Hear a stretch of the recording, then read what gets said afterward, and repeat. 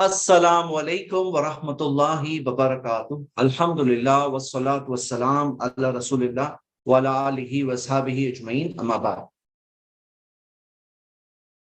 اعوذ باللہ من الشیطان الرجیم، بسم اللہ الرحمن الرحیم۔ ہم نے اس آیت پر کل پاز کیا تھا اپنی سٹڈی کو، قرآن سٹڈی کو، سورہ بقرہ کی آیت نمبر 113۔ ہم یہیں سے کنٹینیو کر رہے ہیں۔ کانٹیکسٹ کے لیے ہم یہ آیت کو پھر ایک بار پڑھیں گے اور ہم آگے بڑھیں گے۔ اللہ تعالیٰ نے فرمایا وقالت الیہود لیست النصارى علی شیء، یہودی کہتے ہیں کہ نصارہ کے پاس کوئی بنیاد نہیں ہے، وہ کوئی چیز پہ ان کی بیسس نہیں ہے۔ وقالت النصارى لیست الیہود علی شیء، اور نصارہ کہتے ہیں یہود کے پاس کوئی بیسس نہیں ہے۔ اچھا ایک بات آپ غور کریں،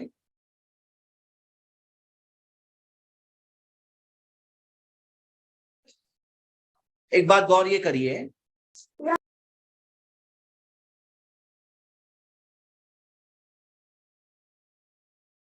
ہاں ایک بات یہ غور کریے کہ اللہ سبحانہ و تعالیٰ نے دونوں میں سے کسی کو بھی غلط نہیں کہا ہے، دونوں میں سے کسی کو بھی غلط نہیں کہا ہے۔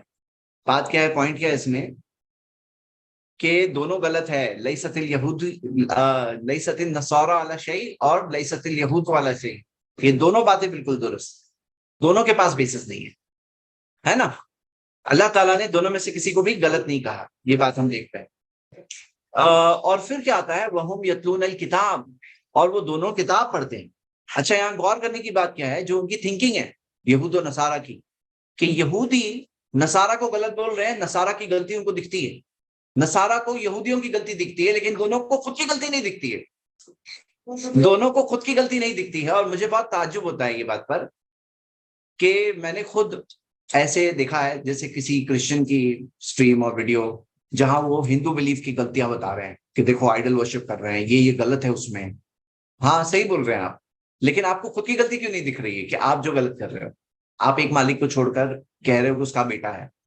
تو یہ ایک تھنکنگ ہے ان کی۔ اللہ تعالیٰ نے فرمایا كَذَلِكَ قَالَ الَّذِينَ لَا يَعْلَمُونَ مِثْلَ قَوْلِهِمْ، اسی طرح سے وہ لوگوں نے کہا، وہ لوگ کہتے ہیں جو لا یعلمون، جن کے پاس علم نہیں ہے، جن کے پاس علم نہیں ہے، ایسی باتیں کون کہتے ہیں، وہ بغیر علم والے لوگ کہتے ہیں، لا یعلمون مثل قولہم، ان کی جیسی باتیں، جو باتیں یہ لوگ کہتے ہیں، ایسی باتیں جن کے پاس علم نہیں ہے وہ لوگ کہتے ہیں۔ اب یہ ایک بات ہے کہ کون ہے یہ لوگ جو اللہ سبحانہ تعالیٰ نے ذکر کیا لا یعلمون، لا یعلمون کے اندر ایکچولی مفسرین میں اس میں ڈفرنس ہے، وہ الگ الگ اوپینینز ہیں۔ لا یعلمون یہ کون ہے، ہاں لا یعلمون، تو اس کے اندر جیسے السدی جو تابعی ہے وہ کہتے ہیں کہ اس کا اندر مطلب ہے کہ یہ عربوں کی بات ہو رہی ہے، جو عربز تھے، جو پری اسلامک عربز، جو قریش وغیرہ، جن کے پاس کوئی وحی یا قرآن علم نہیں تھا، ان کی بات ہو رہی ہے۔ اور عطا، تابعی عطا نے انہوں نے کہا کہ یہود و نصارہ کے علاوہ جو پہلے جو نیشنز تھے، جو تورات اور انجیل کو نہیں جانتے تھے، ان کی بات ہو رہی ہے۔ تو یہاں پہ ابن جریر الطبری وہ کہتے ہیں کہ دونوں یہ بات جنرل ہے، تو اس کے اندر یہ سارے لا یعلمون میں سب کے سب یہ شامل ہے، سب کے سب یہ شامل ہے۔ تو اللہ تعالیٰ نے کیا فرمایا کہ ایسی باتیں وہ لوگ کہتے ہیں، کیسی باتیں، یہ جو باتیں یہ دو کہتے تھے، ایسی باتیں بغیر ان کی باتیں، یعنی خود کا جائزہ نہ لیں، خود کو دیکھیں ہی نہیں اور دوسروں پہ کمنٹ کریں، تو ایسی باتیں وہ لوگ کہتے ہیں، اللہ تعالیٰ نے فرمایا۔ تو اللہ سبحانہ تعالیٰ نے فرمایا کہ فَاللَّهُ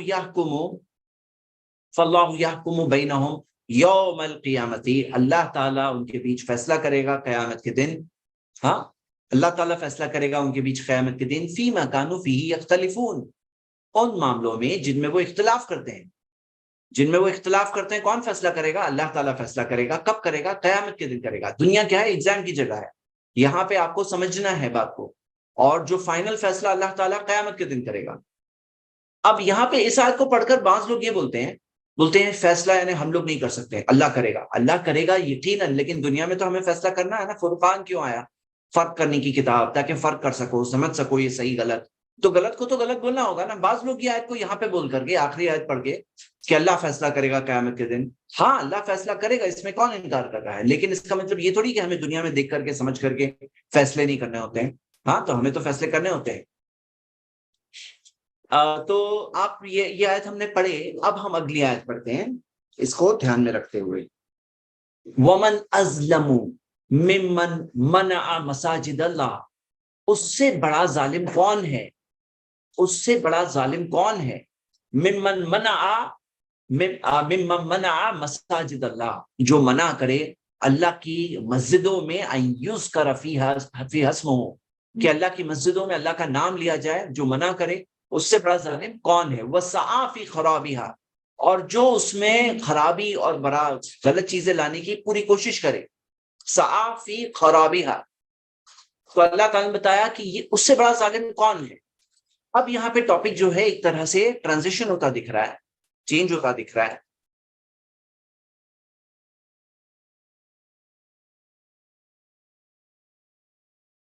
تو ہم دیکھتے ہیں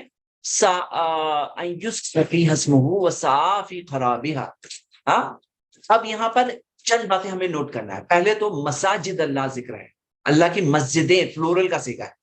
اچھا، اس کے اندر فرسٹ کانٹیکس کیا ہے؟ فرسٹ کانٹیکس ہمیں ملتا ہے کہ سب سے پہلے جیسے عبداللہ ابن عباس رضی اللہ عنہما کی تفسیر اس بارے میں ابن ابی حاتم نے جمع کیا ہے کہ جو اللہ کے رسول محمد صلی اللہ علیہ وسلم میں کو کعبہ میں سے روکا گیا تھا، مسجد حرام سے روکا گیا تھا، آخر میں جو جان بچا کر کے آنا پڑا، تو یہ جو بات ہے یہاں پہ اس چیز کی طرف اشارہ ہو رہا ہے کہ کتنا بڑا ظلم تھا کہ یہاں پہ اللہ کا نام لینے سے روکا گیا، اللہ ہی کی عبادت کرنے سے روکا گیا. اور ایک منٹ سب، یہ کتنا بڑا پرابلم ہے، یہ اس بات کی طرف اشارہ ہے. ایک بات یہ. اچھا، آپ ایک چیز نوٹس کرو گے کہ یہ بات جو ہے کہ کتنا بڑا ظلم ہے یہ کہ اللہ کا نام لینے سے روکا جائے اللہ کی مسجدوں میں. اور یہ چیز جو کہا گیا، اللہ تعالیٰ فرمایا جو اولئک ما کان لهم ان يدخلوها الا خائفین. اس پہ ہم آتے ہیں. تو یہاں پہ کیا ہے کہ اللہ کی مسجدوں کو مینٹین کرنے والے، توحید کرنے والے ہوں، یہ چیز کے بارے میں بات آتی ہے قرآن میں. سورہ انفال کی آیت نمبر 34 میں بھی ہے، سورہ توبہ کی آیت نمبر 17-18 میں بھی ہے، یہ بات ذکر ہے. ہاں، اب اللہ سبحانہ و تعالیٰ نے یہاں پہ اس چیز کی طرف ذکر کیا ہے، اور یہاں پہ مکہ سے جو نبی صلی اللہ علیہ وسلم آئے تھے. اور یاد رکھیے میں نے آپ لوگوں کو بتایا تھا کہ یہ جو سورہ ہے یہ ارلی مدن پیریڈ، ارلی مدینہ پیریڈ کے اندر، مدینہ میں آنے کے بعد ایک ارلی یہ سورہ نازل ہوئی تھی. ہاں، یہ وہ پیریڈ کی سورہ ہے. اب آگے جا کر ہم کیا دیکھتے ہیں کہ نبی صلی اللہ علیہ وسلم جب گئے تھے عمرہ کے لیے، تو پھر کیا ہوا، ان کو واپس بھیج دیا گیا. تو ابن کثیر رحمہ اللہ نے یہ چیز کو بھی بتایا ہے کہ دیکھو یہ بھی بات جو ہے ان کی بات یہاں پہ آگے ہمیں دکھ رہی ہے. کیا ہے؟ یذکر فیہا، کہ اللہ کا ذکر کرے اس میں. تو نبی صلی اللہ علیہ وسلم جو عمرہ کرنے جا رہے تھے اس سے جو روکا گیا، حالانکہ کیا معاملہ تھا، ان میں ایک قاعدہ تھا، مشرکین میں بھی ایک قاعدہ تھا. کیا قاعدہ تھا؟ کہ ان کے اندر قاعدہ یہ تھا کہ کوئی بھی آئے ان کو وہ نہیں روکتے تھے، یہاں تک کہ کوئی شخص اگر کسی کے ساتھ اگر کچھ ایسا معاملہ بھی، ظلم کا معاملہ ہونا، تو ایک ٹریٹی تھی مشرکین مکہ کی کہ کوئی بھی عمرہ کرنے آئے تو اسے وہ نہیں روک سکتے ہیں. یہی رول انہوں نے فالو کیا تھا، اور یہ چیز تھی ان کی. لیکن جب مسلمانوں کے ساتھ معاملہ ہوا اور بدر کی جنگ ہوئی، اور بدر کی جنگ کے اندر مشرکین کی شکست ہوئی، تو انہوں نے کہا جنہوں نے ہمارے باپ دادا کا بدر میں قتل کیا، ہم میں سے کوئی اگر زندہ ہے نا تو ہم انہیں اجازت نہیں دیں گے کہ وہ یہاں پر آئے، اس چیز کی اجازت نہیں دیں گے. تفسیر میں کثیر نے اس روایت کو جمع کیا. تو یہ چیز ان کے اندر معاملہ تھا کہ وہ اس چیز کو انہوں نے چینج کیا. اب یہاں پہ جو ہم نے دیکھا مساجد اللہ ذکر ہے، کیونکہ مسجد حرام یہاں پہ ایک فرسٹ اس کا پرائمری ریفرنس آ رہا ہے. باقی مساجد اللہ کے اندر عام طور پر بھی اللہ کی مسجدوں میں شرک نہ ہو، اللہ کی مسجدوں میں توحید برقرار رکھے، اللہ کے رکھی جائے. اللہ کی مسجدوں میں لوگوں کو اللہ کی یاد، ذکر سے، نماز پڑھنے سے نہ روکا جائے، یہ بات ہمیں مل رہی ہے. اور آپ دیکھو گے کہ یہ پالیسی فالو ہونے کی وجہ سے بہت ڈر کے جو بھی یعنی حرم کے ذمہ دار رہے ہیں، وہ لوگ اس میں بہت ڈر کے یہ فالو کرتے رہے ہیں، کیونکہ اللہ تعالیٰ نے بتایا کہ ومن اسلم، اس سے بڑا ظالم کون ہے جو لوگوں کو روکے. تو اس وجہ سے ایک یہ ہوتی ہے کہ بھئی آپ یہاں تک دیکھیں گے کہ وہ لوگ شیعہ حضرات کو بھی نہیں روکتے ہیں کہ آئیں وہاں پر نماز پڑھنے کے لیے، اور نماز پڑھنے کے لیے آئے. کیونکہ جنرل عام شیعہ حضرات، کیونکہ عام لوگوں کو نہیں پتا ہوتا ہے، ان میں تقیہ ہے، اور تقیہ ہونے کی وجہ سے ان کو نہیں پتا ہوتا ہے کہ ان کے کیا شرکی عقیدے ہیں. جو ان کے علماء کے عقیدے ہیں کہ قرآن کا ایک حصہ گم ہو گیا ہے، اور قرآن انکمپلیٹ ہے، اس طرح کے جو سارے عقیدے ہیں یہ عام شیعہ حضرات کو نہیں پتا ہوتا ہے، تو یہاں تک کہ وہ لوگوں کو بھی وہ لوگ منع نہیں کرتے ہیں. ہاں، تو یعنی یہ چیز کی وجہ سے کہ روکنا ایک بڑی غلط بات سمجھی جاتی ہے. یہاں پہ آپ اس آیت پر غور کریے، آگے کے حصے پر اللہ تعالیٰ فرمایا. اب یہاں پہ پرائمری کانٹیکسٹ ہے، مکہ کے مشرکوں کی بات ہو رہی ہے، اور کس طرح سے مکہ کے مشرکوں نے روکا تھا محمد صلی اللہ علیہ وسلم کو، وہاں سے جان بچا کر کے بھاگنا پڑا تھا. یہ کانٹیکسٹ بات ہو رہی ہے. اب یہ آیت پڑھیے، آیت نمبر 114 ہم سورہ بقرہ کی پڑھ رہے ہیں. یہ اولئک سے پڑھی، اولئک ما کان لهم ان يدخلوها الا خائفین. اللہ تعالیٰ نے ان کے بارے میں کہا کہ یہ لوگ ما کان لهم ان يدخلوها، کہ ان کے لیے بھی یہ نہیں مناسب ہے کہ وہ وہاں پر يدخلوها مسجد میں داخل ہو، الا خائفین سوائے ڈرتے ہوئے. ان کے لیے بھی یہی مناسب ہے، الا خائفین. یہاں پر ابن کثیر کہتے ہیں یہ خوشخبری ایک طرح سے دی ہوئی ہے، ہاں ایک طرح سے پیشن گوئی دی ہوئی ہے. کیا پیشن گوئی؟ کہ مسلمانوں کی کامیابی ہونے والی ہے، مسلمان اس میں غالب آنے والے ہیں. یعنی فتح مکہ ہوا نہیں تھا، اور فتح مکہ ہونے کے بعد میں قاعدہ کیا آیا؟ اللہ تعالیٰ نے فرمایا یا ایھا الذین آمنوا انما المشرکون نجس، اے ایمان والوں جو مشرک ہوتے ہیں وہ نجس ہوتے ہیں، یعنی کہ امپیور ہوتے ہیں. اور یہ بات میں ایکسپلین کر چکا ہوں، نجس سے مراد جسمی امپیورٹی نہیں ہے، ایمان اور عقیدہ ان کا بلیف امپیور ہے، اور جسمی امپیورٹی کا اس سے مراد نہیں ہے، کیونکہ نبی صلی اللہ علیہ وسلم نے ان کا پکایا ہوا کھانا کھایا، ان کے پانی کی مشکیزے سے پانی پیا، مسجد میں ان کو بلایا، مسجد میں بٹھایا، مسجد میں میٹنگز ہوئی، یہاں تک کہ قیدی سماع بن اسال جب مشرک تھے ان کو باندھا گیا تو مسجد میں باندھا گیا. اگر نجس سے مراد یہ ہوتا کہ وہ ڈرٹی ہے تو مسجد میں نہیں رکھ سکتے تھے نا. لیکن پوائنٹ کیا ہے؟ پوائنٹ یہ ہے کہ ان کا بلیف جو نجس ہے یعنی ڈرٹی ہے، تو فلا یقرب المسجد الحرام بعد عامہم ھذا، انہیں چاہیے کہ وہ مسجد حرام کے قریب بھی نہ آئے اس سال کے بعد. سورہ توبہ سورہ 9 آیت نمبر 28 آئی. تو یہاں پہ کیا بات آ رہی ہے کہ کس طرح سے سچویشن چینج ہوئی. جو لوگوں کو جان بچا کے بھاگنا پڑا تھا اب وہ لوگ وہاں پر آنے والے ہیں، اس طرف اشارہ مل رہا ہے. اللہ تعالیٰ نے فرمایا ان کے لیے بھی نہیں صحیح ہے، کہ ان کے لیے بھی مناسب نہیں ہے کہ وہ لوگ مسجد میں آئے الا خائفین، ڈرتے ہوئے. یعنی اگر آئیں گے رول توڑتے ہوئے آئیں گے تو ڈرتے ہوئے آئیں گے.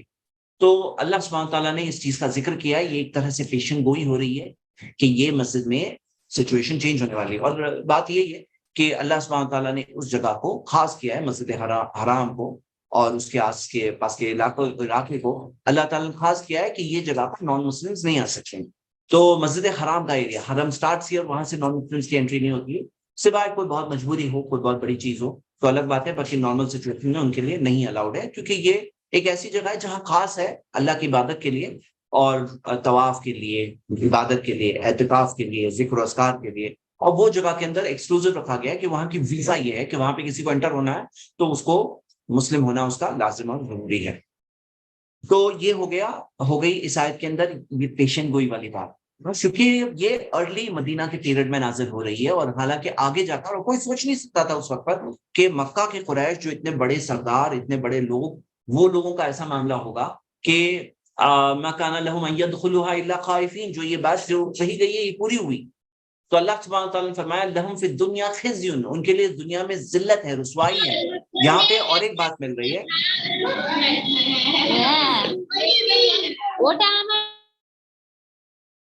لہم فی الدنیا خزی، کہ ان کے لیے دنیا کی زندگی میں رسوائی ہے. وَلَهُمْ فِي الْآخِرَةِ عَذَابٌ عَظِيمٌ، اور آخرت میں ان کے لیے بہت ہی بڑا عذاب ہے. تو دنیا آخرت دونوں کے عذاب کے تعلق سے بات ذکر ہے یہاں پر. اور یہ بھی پیشن گوئی ہے کہ یہ مکہ کے مشرک جنہوں نے روکا تھا، اور یہ جو چیز ہے جو انہوں نے اتنی بڑا ظلم کیا تھا، جو ظلم تھا کہ اللہ کے ذکر سے روکنا، اللہ کی یاد سے روکنا، يذكر فيها اسمه، تو اللہ کا نام لینے سے جو روکتے تھے، تو اللہ سبحانہ تعالیٰ نے اس چیز کے بارے میں ذکر کیا ہے. اچھا، اب اس کے اندر یہ ہم نے مکہ کے مشرکوں کے تعلق سے تو دیکھا. ایک ویو یہ بھی ہے کہ اس کے اندر دوسرے بھی لوگ مراد ہیں، یہ آیتوں سے دوسرے لوگ بھی مراد ہیں جو روکتے ہیں اللہ کی عبادت سے. دوسرے لوگ جنہوں نے روکا یہ بھی مراد ہے اس میں، اللہ نوز بیسٹ. اس کے اندر آپ جوز کا ایک بلیف دیکھو گے، جوز جو کہتے ہیں کہ گاڈ کا نام نہیں لینا چاہیے، کہ نام لینا وہ ایک ایسی چیز ہے کہ اس کا نام بھی نہیں لے سکتے ہیں. تو وہ لوگ نام لینا جو یہ بات جو یہاں پہ دی ہوئی ہے یذکر فیہا اسمہ، تو نام لینے سے وہ روکتے ہیں. ہاں نام لینے سے روکتے ہیں. ایک بات ہم انڈائریکٹلی دیکھ رہے ہیں کہ اللہ کا نام لینا وہ لوگ بری بات سمجھتے ہیں کہ نام لینا یہ ہم اپنی زبان سے لیں. حالانکہ ہم دیکھتے ہیں کہ اللہ کا ذکر کرنا، اللہ کی یاد ہمیں سکھائی گئی ہے، اللہ کا نام لینا ہمیں سکھایا گیا. اوکے آیت نمبر 115 پہ آتے ہیں.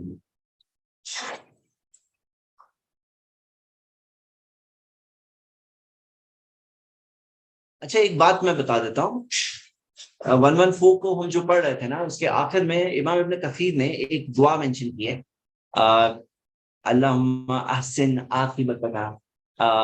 یہ جو دعا ہے، لیکن میں نے جب دیکھا تو یہ سلسلہ حدیث ضعیفہ میں حدیث نمبر 2907 حدیث ضعیف ہے، تو یہ صحیح سند سے ثابت نہیں ہے جو دعا انہوں نے لاسٹ میں ذکر کی ہے. چلیے ہم آیت نمبر 115 پہ آتے ہیں. وَلِلَّهِ الْمَشْرِقُ وَالْمَغْرِبُ، اللہ ہی کا ہے مشرق اور مغرب. فَأَيْنَمَا تُوَلُّوا فَثَمَّ وَجْهُ اللَّهِ، تم جہاں کہیں منہ موڑو، منہ پلٹو، فَثَمَّ وَجْهُ اللَّهِ، تو وہاں پر اللہ تعالیٰ کا وجہ، اللہ کا چہرہ ہے، اللہ تعالیٰ کا چہرہ ہے. فَثَمَّ وَجْهُ اللَّهِ، ہاں تم پاؤں گے وہاں اس کا وجہ ہے، اسی جگہ اللہ کا چہرہ ہے. ان اللہ واسع علیم، یقینا اللہ تعالیٰ بہت وسعت والا اور علم والا ہے. اب یہاں پر یہ آیت جو آ رہی ہے یہ ایک طرح سے خوشخبری تھی، ایک طرح سے خوشخبری تھی، کیونکہ آگے جا کر ہم دیکھتے ہیں نبی صلی اللہ علیہ وسلم کے پاس جو آیتیں آئی اور آگے جا کر قبلہ تبدیل ہونے کے تعلق سے آیتیں آئیں. اور یہ بات ابن کثیر ذکر کرتے ہیں کہ یہ نازل ہوئی آیت قبلہ تبدیل والی آیت سے پہلے، کیونکہ قبلہ جب تبدیل ہوا تو وہ لوگوں کا جوس کا فوراً آبجیکشن آیا تھا کہ ایسے کیسے یہ لوگ چینج کر رہے ہیں. تو ان کا جواب یہاں پر موجود تھا. کیا موجود تھا؟ فَأَيْنَمَا تُوَلُّوا فَثَمَّ وَجْهُ اللَّهِ، کہ تم جہاں کہیں منہ موڑو اللہ تعالیٰ کا اسی جگہ پر اللہ تعالیٰ کا چہرہ ہے. وَلِلَّهِ الْمَشْرِقُ وَالْمَغْرِبُ، مشرق مغرب دونوں اللہ کا ہے. تو یہاں پر یہ سوال کا جواب پہلے سے موجود تھا، کیونکہ ان کا یہ آبجیکشن آیا بعد میں جا کر. ہم دیکھتے ہیں ان کا آبجیکشن آیا کہ کیسے یہ یہاں سے قبلہ وہاں چینج کر دیے. تو مشرق اور مغرب کس کے ہیں؟ اللہ کے ہیں. تم جہاں کہیں پلٹو فثم وجہ اللہ، تو یہ اس کا جواب وہاں پر پہلے سے دیا گیا ہے، ان کا سوال آنے سے پہلے سے جواب موجود تھا. اور آگے ہم یہ دیکھتے ہیں، اور اسی بارے میں عبداللہ ابن عباس نے فرمایا، اور اس بارے میں تفسیر موجود ہے ہمارے پاس جس کے اندر یہ ڈیٹیل موجود ہے. یہ ابن عباس کی ایک تفسیر اس بارے میں موجود ہے. اور یہ بھی بات ہے کہ جو سب سے پہلا جو حصہ جو منسوخ ہوا وہ یہ قبلہ جو چینج ہوا، تو یہ قبلہ پچھلا قبلہ چینج کر کے جو بیت المقدس تھا، آپ کو پتا ہے نا کہ اللہ کے رسول صلی اللہ علیہ وسلم جب مدینہ آئے تو مدینہ میں آنے کے بعد اللہ کے رسول صلی اللہ علیہ وسلم نے 16 اور ایک روایت 16 یا 17 مہینوں تک، صحیح بخاری کی حدیث ہے، بیت المقدس یعنی جیروسلم کی طرف رک کر کے نماز پڑھے 16-17 مہینے تک.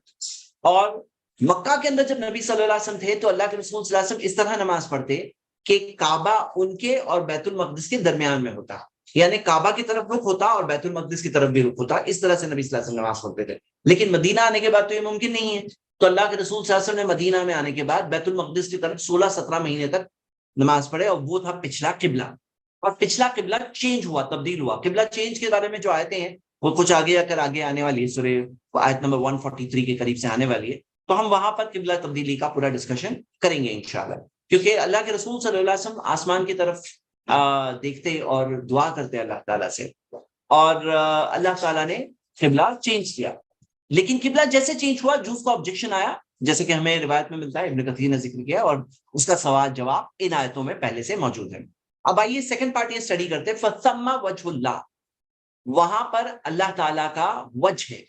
تو دیکھیے یاد رکھیے اللہ تعالیٰ کے وجہ کا، جو اللہ تعالیٰ کے چہرے کا ذکر آتا ہے، اور جو چیز اللہ تعالیٰ نے اپنے بارے میں کہی ہے ہم اس کا انکار نہیں کرتے ہیں، یعنی ہم بھی وہ اقرار کرتے ہیں کہ جو اللہ نے کہا اللہ کا وجہ، اللہ کا چہرہ، تو ہم بھی مانتے ہیں اللہ کے چہرہ کا ذکر ہے. اور اسی طرح جو اللہ کے شایان شان ہے، مطلب which befits his majesty، جیسے اللہ تمام کمیوں سے پاک ہے، اللہ کی ہر صفت تمام کمیوں سے پاک ہے. اللہ تعالیٰ نے قرآن میں فرمایا لیسا کمثلہ شیء، اللہ کی بمثل کوئی نہیں ہے، اللہ کے جیسا تو کوئی نہیں ہے. جب اللہ کے جیسا کوئی نہیں ہے تو اب یہاں پہ امیجنیشن کا پلے نہیں آ سکتا کہ چہرہ ایسا ہوتا ہے. انسان نے جو چہرے دیکھے ہیں، ابھی چہرے بھی الگ الگ دیکھے ہم نے، ہاں ہم نے الگ الگ دیکھے ہیں. تو یہاں یہ دیکھیے کہ اللہ تعالیٰ کے شایان شان جو ہو، اللہ تعالیٰ کی تمام صفات ویسی ہے. ہاں تو اللہ تعالیٰ نے جو چیز اپنے لیے اس بات کیا ہم اس کا انکار نہیں کرتے، جو کنفرم کیا اللہ نے کہ ہاں کہ اللہ نے اپنے چہرے کا ذکر کیا تو ہم بھی اس بات کو مانتے ہیں۔ تو بعض لوگ جو کہتے ہیں چہرے کا مطلب ہوتا ہے رضا، تو رضا بھی مراد ہے، اور جیسے ہم دیکھتے ہیں عبداللہ ابن عباس کی تفسیر ملتی ہے کہ وجہ اللہ سے قبلۃ اللہ مراد ہے، اللہ کا قبلہ، تو وہ بھی مراد ہے کہ اللہ کا قبلہ ہے، لیکن چہرہ بھی مراد ہے، اور اس کے اندر یہ کہنا کہ یہ نہیں مراد ہے، اس کے تعلق سے کوئی دلیل نہیں ملتی کہ اللہ کا چہرہ نہیں ہے، جیسے بعض لوگ کہتے ہیں کہ اللہ تعالیٰ کے لیے چہرہ کہنا غلط بات ہے، ایسا کہتے ہیں، تو یہ بات نہ قرآن میں ہے، نہ حدیث میں، نہ نبی صلی اللہ علیہ وسلم سے، نہ صحابہ اکرام سے ہے۔ تو یہاں پہ دو ایکسٹریمز کی طرف لوگ ہیں، ایک طرف وہ لوگ ہیں جو شاید کچھ چہرہ ایسا امیجن کرتے ہیں انسان کے چہرے جیسا، تو اللہ کے جیسا تو کوئی نہیں ہے، دوسری طرف وہ لوگ ہیں جو انکار کر دیتے بلکہ ہم کہتے ہیں کہ نہیں ہے۔ آپ نے اب یہ بات کیسے بول سکتے ہو جو نہ قرآن میں حدیث میں، نبی صلی اللہ علیہ وسلم خود تو بتا دیتے کہ چہرے کا مطلب یہ ایسا نہیں ہوتا ہے، ایسا کہہ دیتے کہ یہ اس کا مطلب یہ نہیں ہے، چہرہ نہیں ہے، ایسا کہہ دیتے، جیسے بعض لوگ کہہ رہے ہیں بولے چہرہ کہنا غلط بات ہے، تو غلط بات ہے تو اللہ تعالیٰ نے وجہ اللہ کہا، رضا اللہ نہیں کہا، اللہ کی رضا، وہ بھی تو اللہ قرآن میں ہے نا لفظ موجود، تو وجہ اللہ اللہ تعالیٰ نے کہا۔ تو یہاں پہ دونوں ایکسٹریم کے بیچ میں درمیان میں صحیح راستہ ہے کہ نہ ہم کیفیت بتاتے ہیں کہ اللہ تعالیٰ کیسا ہے، نہ اس کے لیے مثالیں دیتے ہیں، نہ اس کا ہم انکار کرتے ہیں، نہ اس کی جگہ کچھ اور لے کر آتے ہیں، دوسرا معنی لے کے آتے ہیں، یہ ہے درمیان میں صحیح راستہ اسماء و صفات کے تعلق سے۔ تو اب یہاں پر فتم وجہ اللہ ذکر ہے، اور اس کے اندر ہم یہ دیکھتے ہیں کہ مفسرین نے کچھ بہت پیاری باتیں بتائی ہے، اور اس کے اندر جیسے چند چیزیں ابن کثیر نے بھی ذکر کیا ہے، تفسیر السعدی میں بھی ذکر ہے، اور وہ یہ بتاتے ہیں کہ یہ فثم وجہ اللہ، کہ تم جہاں کہیں پلٹو اللہ تعالیٰ کا چہرہ ہے، اور مشرق اور مغرب اللہ کے ہیں، یہ کہاں پر اپلائی ہوگا؟ تو وہ لوگ یہ بتاتے ہیں کہ جو سفر کے اندر، سفر میں اللہ کے رسول صلی اللہ علیہ وسلم کے بارے میں آتا کہ اللہ کے رسول صلی اللہ علیہ وسلم سفر کے اندر جب نماز پڑھتے، تو بخاری کی حدیث ہے، تو نفل نماز جو پڑھتے ہیں سواری کے اوپر پڑھتے ہیں، اور شروعات کرتے ہیں قبلہ رخ ہو کر، لیکن پھر اس کے بعد فکر نہیں کرتے کہ کس طرف سواری اپنا رخ کر لے، اور یہی بات ہم لوگوں کو ملتی ہے عبداللہ ابن عمر سے بھی ملتی ہے، اور کہ آپ جو فرض نماز ہے اس کے لیے تو قبلہ رخ ہو کے ہی پڑھنا ہے، لیکن جو نفل نماز ہے وہ چیز پڑھی جا سکتی ہے، اور اس کے اندر مشرق اور مغرب دونوں اللہ کے ہیں، دونوں اللہ کے ہیں، یہ بات ہمارے ذہن میں آئے۔ ایک اور چیز جو یہاں پر آتی ہے، اور کیا چیزیں اس میں آ سکتی ہیں، تو ابن عمر سے پوچھا گیا کہ اگر خوف کی حالت میں کوئی نماز پڑھے، وہ اس بات کو جب ایکسپلین کرتے خوف کی حالت میں نماز، آپ کو پتا ہے نا کہ خوف کی حالت میں بھی نماز پڑھنا ہے، کہ یہاں تک کہ کوئی جنگ کی حالت میں وہاں پہ بھی نماز پڑھنا ہے، چلتے ہوئے پڑھنا ہے، سواری پہ پڑھنا ہے۔ تو عبداللہ ابن عمر رضی اللہ عنہما نے اس کے بارے میں کہا کہ جب خوف کی حالت میں نماز پڑھتے ہو تو چاہے قبلہ ہو یا نہیں ہو، خوف آدمی قبلت کیسے مینٹین کرے گا، اس میں نماز تو مس نہیں کر سکتے ہیں، نماز تو مس نہیں کر سکتے ہیں، آدمی کو وہ لگتا ہے کبھی بھی حملہ ہو سکتا ہے، وہ سواری کے اوپر ہے یا مارچنگ ہو رہی ہے، فوج مارچنگ کر رہی ہے، چل رہے ہیں وہ لوگ، تو چلتے چلتے ابھی نماز کا وقت جانے والا ہے، نماز مس کر سکتے ہیں کیا؟ نہیں مس کر سکتے ہیں، کیا کریں گے؟ چلتے چلتے نماز پڑھیں گے۔ تو عبداللہ ابن عمر نے کہا چاہے قبلہ رخ ہو یا نہیں ہو، کیونکہ مشرق اور مغرب دونوں اللہ کے ہیں، اللہ کے ہیں۔ اب یہ بات کتنی پیاری بات یہاں فٹ ہو رہی ہے کہ یہاں پہ اب آدمی کے ذہن میں آتا نا کہ قبلہ رخی ہو کے نماز پڑھنا ہے، ہاں یہی قاعدہ ہے، لیکن اگر مجبوری ہے تو اس کے اندر کنسیشنز بھی ہیں، ہاں کنسیشنز بھی ہیں الحمدللہ۔ اس کی اور ایک مثال جو ہمیں ملتی ہے کہ کوئی اگر کوشش کر رہا ہے کہ قبلہ ملے، پورا دیکھا، اور اس کی مثال ابن کثیر نے کہی ہے کہ کوئی اندھیرے میں اگر دیکھ رہا ہے، کلاؤڈی سکائیز ہے، اس کو سمجھ میں ہی نہیں آیا، اس نے کوئی رانگ ڈائریکشن میں نماز پڑھ لیا، نماز پڑھنے کے بعد معلوم پڑا، بعد میں پتا چلا رہے میں نے رانگ ڈائریکشن میں پڑھ لیا، تو میری نماز کا کیا ہوگا ابھی؟ تو للہ المشرق والمغرب، اللہ ہی کا مشرق اور مغرب ہے، فَإِنَّمَا تُوَلُّوا فَثَمَّ وَجْهُ اللَّهِ۔ ہاں تو یہ اس کا آنسر موجود ہے الحمدللہ، جیسے کہ ہم یہاں دیکھ رہے ہیں۔ اور اسی طرح کی یہاں تک کہ علماء ایک مفسرین ایک مثال دیتے ہیں کہ کوئی اگر قید خانے میں قید ہے، اس کو باندھ دیا گیا ہے، اسے جکڑ لیا گیا ہے، اب نماز کا وقت ہے، کیا بے نمازی ہو جائے؟ کیا بے نمازی ہو جائے؟ تو پھر اس کے اندر جہاں کہیں اس کا موقع ہے، وقت جانے دیں گے، نماز جاری ہے، وقت جانے دیں گے؟ نہیں، وہ جہاں کہیں رکو پڑھ لے گا، وہ اس کے لیے تو آئی ہے یہ آیت کے اندر سب لوگ فٹ ہے، یہ ساری سچویشن اس میں فٹ ہے الحمدللہ۔ یہاں تک کہ کوئی بیماری میں ہاسپٹل میں ہے، اب بیڈ کو کس طرف کنورٹ کرے گا، ٹرن کرے گا، نماز کا وقت جانے دے گا کیا؟ تو جہاں کہیں تم رک کرو گے اللہ تعالیٰ کا جہاں کہیں تم اللہ ہی کے مشرق اور مغرب ہے، ہاں یہ بات ملتی ہے۔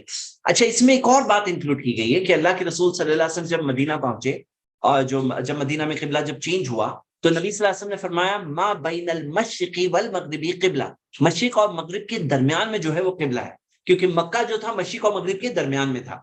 تو جیسے ہمارے یہاں ہم لوگ جس طرح سے قبلہ کے اندر دیکھتے ہیں نا کہ یہ اتنے ڈگریز تھوڑا بھی رانگ ہو گیا او نماز بھی کیا ہوگا، تو ایسا نبی صلی اللہ علیہ وسلم نے گائیڈنس نہیں دیا تھا. کہا ہے مشرق اور مغرب کے درمیان میں نا یہ قبلہ ہے. یہ سنن ترمذی ابن ماجہ میں حدیث صحیح سند سے. تو ابن جریر یہ بات یہ حدیث بھی اس میں پوائنٹ آؤٹ کی گئی ہے، اور اس کے اندر بھی یعنی القبلہ ہے لیکن اللہ ہی کے مشرق اور مغرب دونوں ہیں.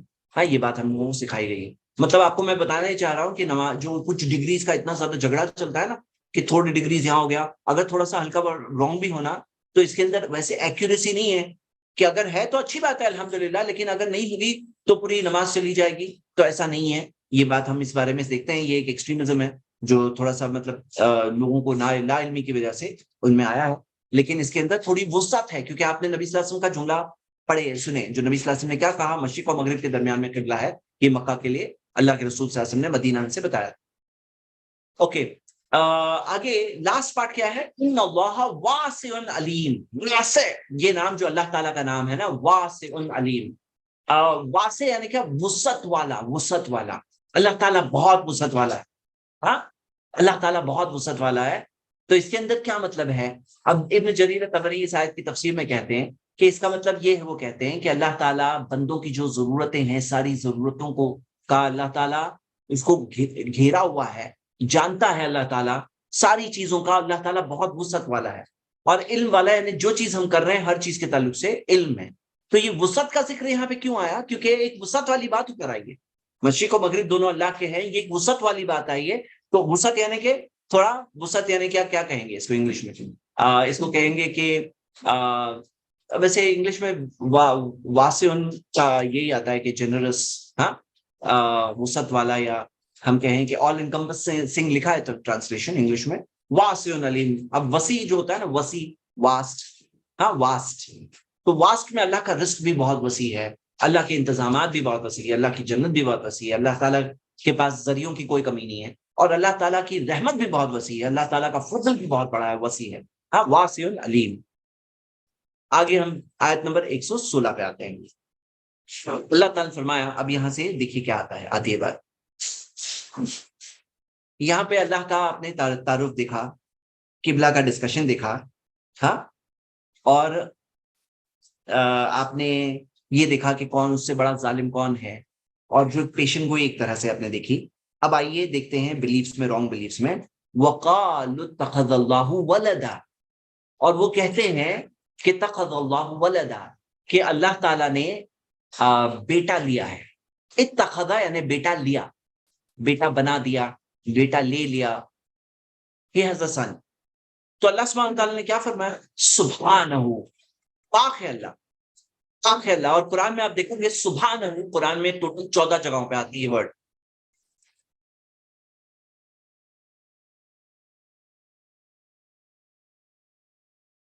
سبحانہ 14 جگہوں پر ہے، اور سب کے سب جگہوں پہ میں نے سارے لوکیشن سرچ کیا، سب کو کھول کے دیکھا تو دیکھا کہ یہ ایک چیز کامن دکھ رہی ہے کہ اللہ کے بارے میں جو غلط عقیدہ ملتا ہے، غلط بلیف، تو اس کے آگے آتا ہے سبحانہ، پاک ہے اللہ.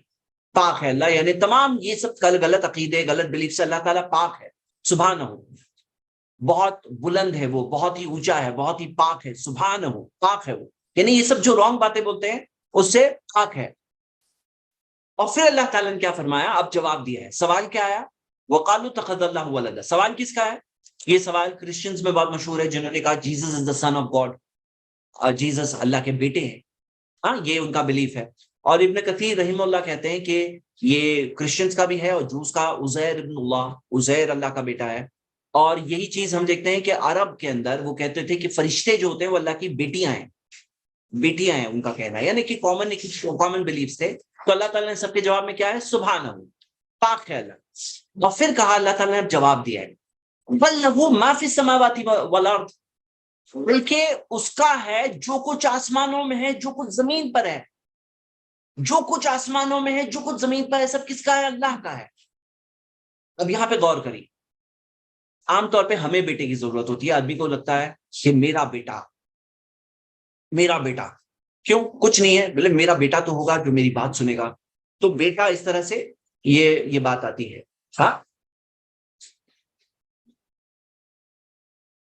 تو اللہ تعالیٰ کا ایسا ہے بھائی، انسان کے پاس کچھ نہیں ہوتا نا، بولے کم سے کم میرا بیٹا تو ہوگا، میرا بچہ تو ہوگا، میری بات سنے گا. ہاں تو اللہ تعالیٰ نے فرمایا بل لہ ما فی السماوات و ما فی الارض، سب کچھ اللہ ہی کا ہے. مطلب اللہ کا تو سب کچھ ہے. کل لہ قانتون، سب کے سب اللہ کے تابع فرما بردار ہے، سرنڈر کیے ہوئے ہیں، فالو کرتے ہیں سب کے سب. تو اللہ تعالیٰ کے لیے ایسا نہیں کہ میرا بیٹا ہو میری بات سنے نا، تو میں اس کو بلاؤں یہ کام کر دو وہ کر دے. تو اللہ تعالیٰ کے لیے کل لہ قانتون، سب کے سب چیزیں اس کی فرما بردار ہے، تابع ہے. کل لہ قانتون، سوال کا جواب ہے. یعنی کہ اللہ میں بندوں میں فرق بتایا گیا ہے. بندے ہیں محتاج، ہمیں ہے ضرورت کہ میرے بعد کیا ہوگا، میں چلے آؤں گا تو میرا کام، میرا بزنس، میرا خاندان، میرا مطلب میرے اچھی چیزیں جو میں نے شروع کیا، سب چیز کون کنٹینیو کرے گا؟ میرے کوئی بیٹا ہوتا کنٹینیو کرتا. تو اللہ تعالیٰ کون ہے؟ وہ تو ہمیشہ سے ہے، ہمیشہ رہے گا، اور ہر چیز اسی کی ہے. کل لہ قانتون، ہے نا. اللہ تعالیٰ کو ضرورت نہیں ہے، ہم محتاج ہیں، ہمیں ضرورت ہے بیٹا ہو میرا. ہاں لیکن اللہ تعالیٰ کا سب چیز اس کی فرما بردار ہے، سب چیز فرما بردار ہے. اور اس بارے میں کل لہ قانتون کے اندر قانتون سے کے اندر کئی ساری تفسیریں ملتی ہیں. جیسے اکرمہ اور ابو مالک رحمہم اللہ، ان سے ملتا ہے کہ قانتون سے مطلب ہے عبادت گزار، فرما بردار. ہاں عبادت گزار، اللہ کی عبادت، قانتون. اور سعید ابن جبیر نے کہا مخلص، سنسیئر، خالد سنسیئر. اور مجاہد رحمہ اللہ کی تفسیر جو ابن کثیر نے بھی پریفر کیا ہے، وہ کہتے ہیں کہ کل لہ قانتون سے مطلب یہ ہے کہ فرما بردار، اوبیڈینٹ. اور وہ کہتے ہیں، مجاہد رحمہ اللہ کہتے ہیں، تابعی، وہ کہتے ہیں کہ جو کافر بھی جو ہے اس کا بھی سایہ جو ہے اللہ کے آگے سرنڈر کرتا ہے، سجدہ کرتا ہے، سجدہ کرتا ہے. اور ابن جریر طبری وہ کہتے ہیں سب کے سب معنی آتی ہے اس میں، فرما برداری، سرنڈر کرنا. قانتون میں سب کے سب معنی اس میں شامل ہے، سب کے سب اس میں شامل ہے. وَلِلَّهِ يَسْجُدُ مَن فِي السَّمَاوَاتِ وَالْأَرْضِ، کہ اللہ ہی کے سامنے سرنڈر کرتے ہیں، سجدہ کرتے ہیں.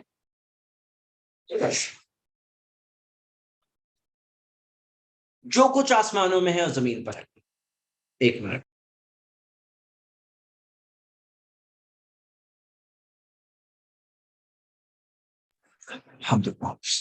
تو جو کچھ آسمان و زمین میں سب سجدہ کرتے ہیں. اب ایک سوال آتا ہے کہ بھئی سب سجدہ، بھئی سب کے سب کافر جو ہوتے ہیں وہ تو انکار کرتے ہیں، سب کے سب نہیں کرتے ہیں، ایسا کہتے ہیں. وہ لوگ بھی، ان کا دل دھڑک رہا ہے اللہ کے حکموں کے مطابق، ان کی سانس چل رہی ہے اللہ کے حکموں کے مطابق، ان کی باڈی کا سیل سیل جو ذرہ ذرہ ہے نا وہ اللہ کے حکم کے مطابق چل رہی ہے. اور ساری چیزیں جو ہے نا اللہ ہی کے قابو میں، کنٹرول میں. دنیا میں وہ سبھی آئے جب اللہ کی مرضی تھی، دنیا سے جائیں گے جب ان کا اللہ کی مرضی ہے. اور یہ ٹیمپرری طور پہ اللہ تعالیٰ نے دیا ہے امتحان کے طور پر، اس کا بھی ان کو رزلٹ ملے گا. لیکن اس کے اندر بھی وہ کچھ اللہ کی مرضی سے آگے نہیں کر سکتے ہیں. مطلب کیا ہے معاملہ کہ کوئی چاہے میں دنیا کو ختم کر دوں، کر سکتے ہیں کیا؟ نہیں کر سکتے ہیں. تو ان کی ایک لمٹ ہے جس کے اندر اللہ نے ان کو اختیار دیا ہے، چاہے تو شکر گزار بنے، چاہے تو انکار کرنے والے بنے. تو کل لہ قانتون. تو یہ سوال کا جواب ہے. کیا سوال کا جواب؟ کہ اللہ نے بیٹا لیا. اس سوال کے جواب میں سبحانہ بل لہ ما فی السماوات و ما فی الارض. ایک منٹ اور، ٹھیک ہے. اس میں اب ہم سیکنڈ اگلی آیت پڑھتے ہیں. اگلی آیت میں اللہ تعالیٰ نے فرمایا بدیع السماوات والارض. اللہ کون ہے؟ آسمان و زمین کا ابتداءً پیدا کرنے والا، originator of the heavens and the earth. آسمان و زمین نہیں تھا، اللہ تعالیٰ نے اسے from nothing something بنایا. آسمان و زمین کا اوریجنیٹر، بدیع السماوات والارض. تو یہاں پہ ایک بات غور کریے کہ جیسے ہم بناتے ہیں نا، کچھ دیکھ کے بناتے ہیں. ہم لوگوں نے جو کرین بنائے، کرین، ہاتھ کو دیکھا کہ ہاتھ ایسے پکڑتا ہے تو ایسے کرین جو آ کے اٹھائے گی، لفٹ کرے گی، رکھے گی. کچھ ہم نے ماڈل کو دیکھا، ہم نے اڑتے ہوئے پرندے کو دیکھا، اس سے فیشن کر کے ہم نے ایروپلین کو ویسے ڈیزائن کیا جو اسٹریم لائن شیپ ہوتا ہے. ہم نے مچھیوں کو دیکھا، اس کے بیسس پہ سب مرین اور بورڈز کا نیچے کا جو پورشن ہے ڈیزائنڈ ہے. تو ہم کچھ دیکھ کے بناتے ہیں. اللہ تعالیٰ نے کوئی پریویس ماڈل نہیں تھا، اس کو دیکھے بغیر اللہ تعالیٰ نے پریویس کوئی چیز کے بغیر پوری کائنات کو بنایا، اور فرام نتھنگ بنایا. یعنی کہ چیز نہیں تھی، اللہ تعالیٰ نے اسے وجود میں لایا. بدیع السماوات والارض. یہ بات یہاں پہ کیوں اتنی ریلیونٹ ہے؟ کیونکہ یہ لوگ کیا کہہ رہے ہیں کہ جیسے ابھی ایک سوال کیا آتا ہے، عیسیٰ علیہ السلام بغیر والد کے پیدا ہوئے، تو ایک چانس مل گیا ان کو کہ Allah is the father, God is the father. انہوں نے بول دیا کیونکہ عیسیٰ علیہ السلام بغیر والد کے پیدا ہوئے، تم بغیر والد کے پیدا ہوئے، تم ان کے لیے کہہ رہے ہو کہ ان کے فادر گاڈ تھے، تو یہ تو سوچو آسمان و زمین تو بغیر کسی اوریجن کے سماواتی والارض، آسمان و زمین کو اوریجن کے کیا اللہ تعالیٰ نے، تو جو وہ کر سکتا ہے وہ کیا عیسیٰ علیہ السلام کو بغیر والد کے نہیں پیدا کر سکتا ہے؟ اس میں کیا مشکل بات ہے؟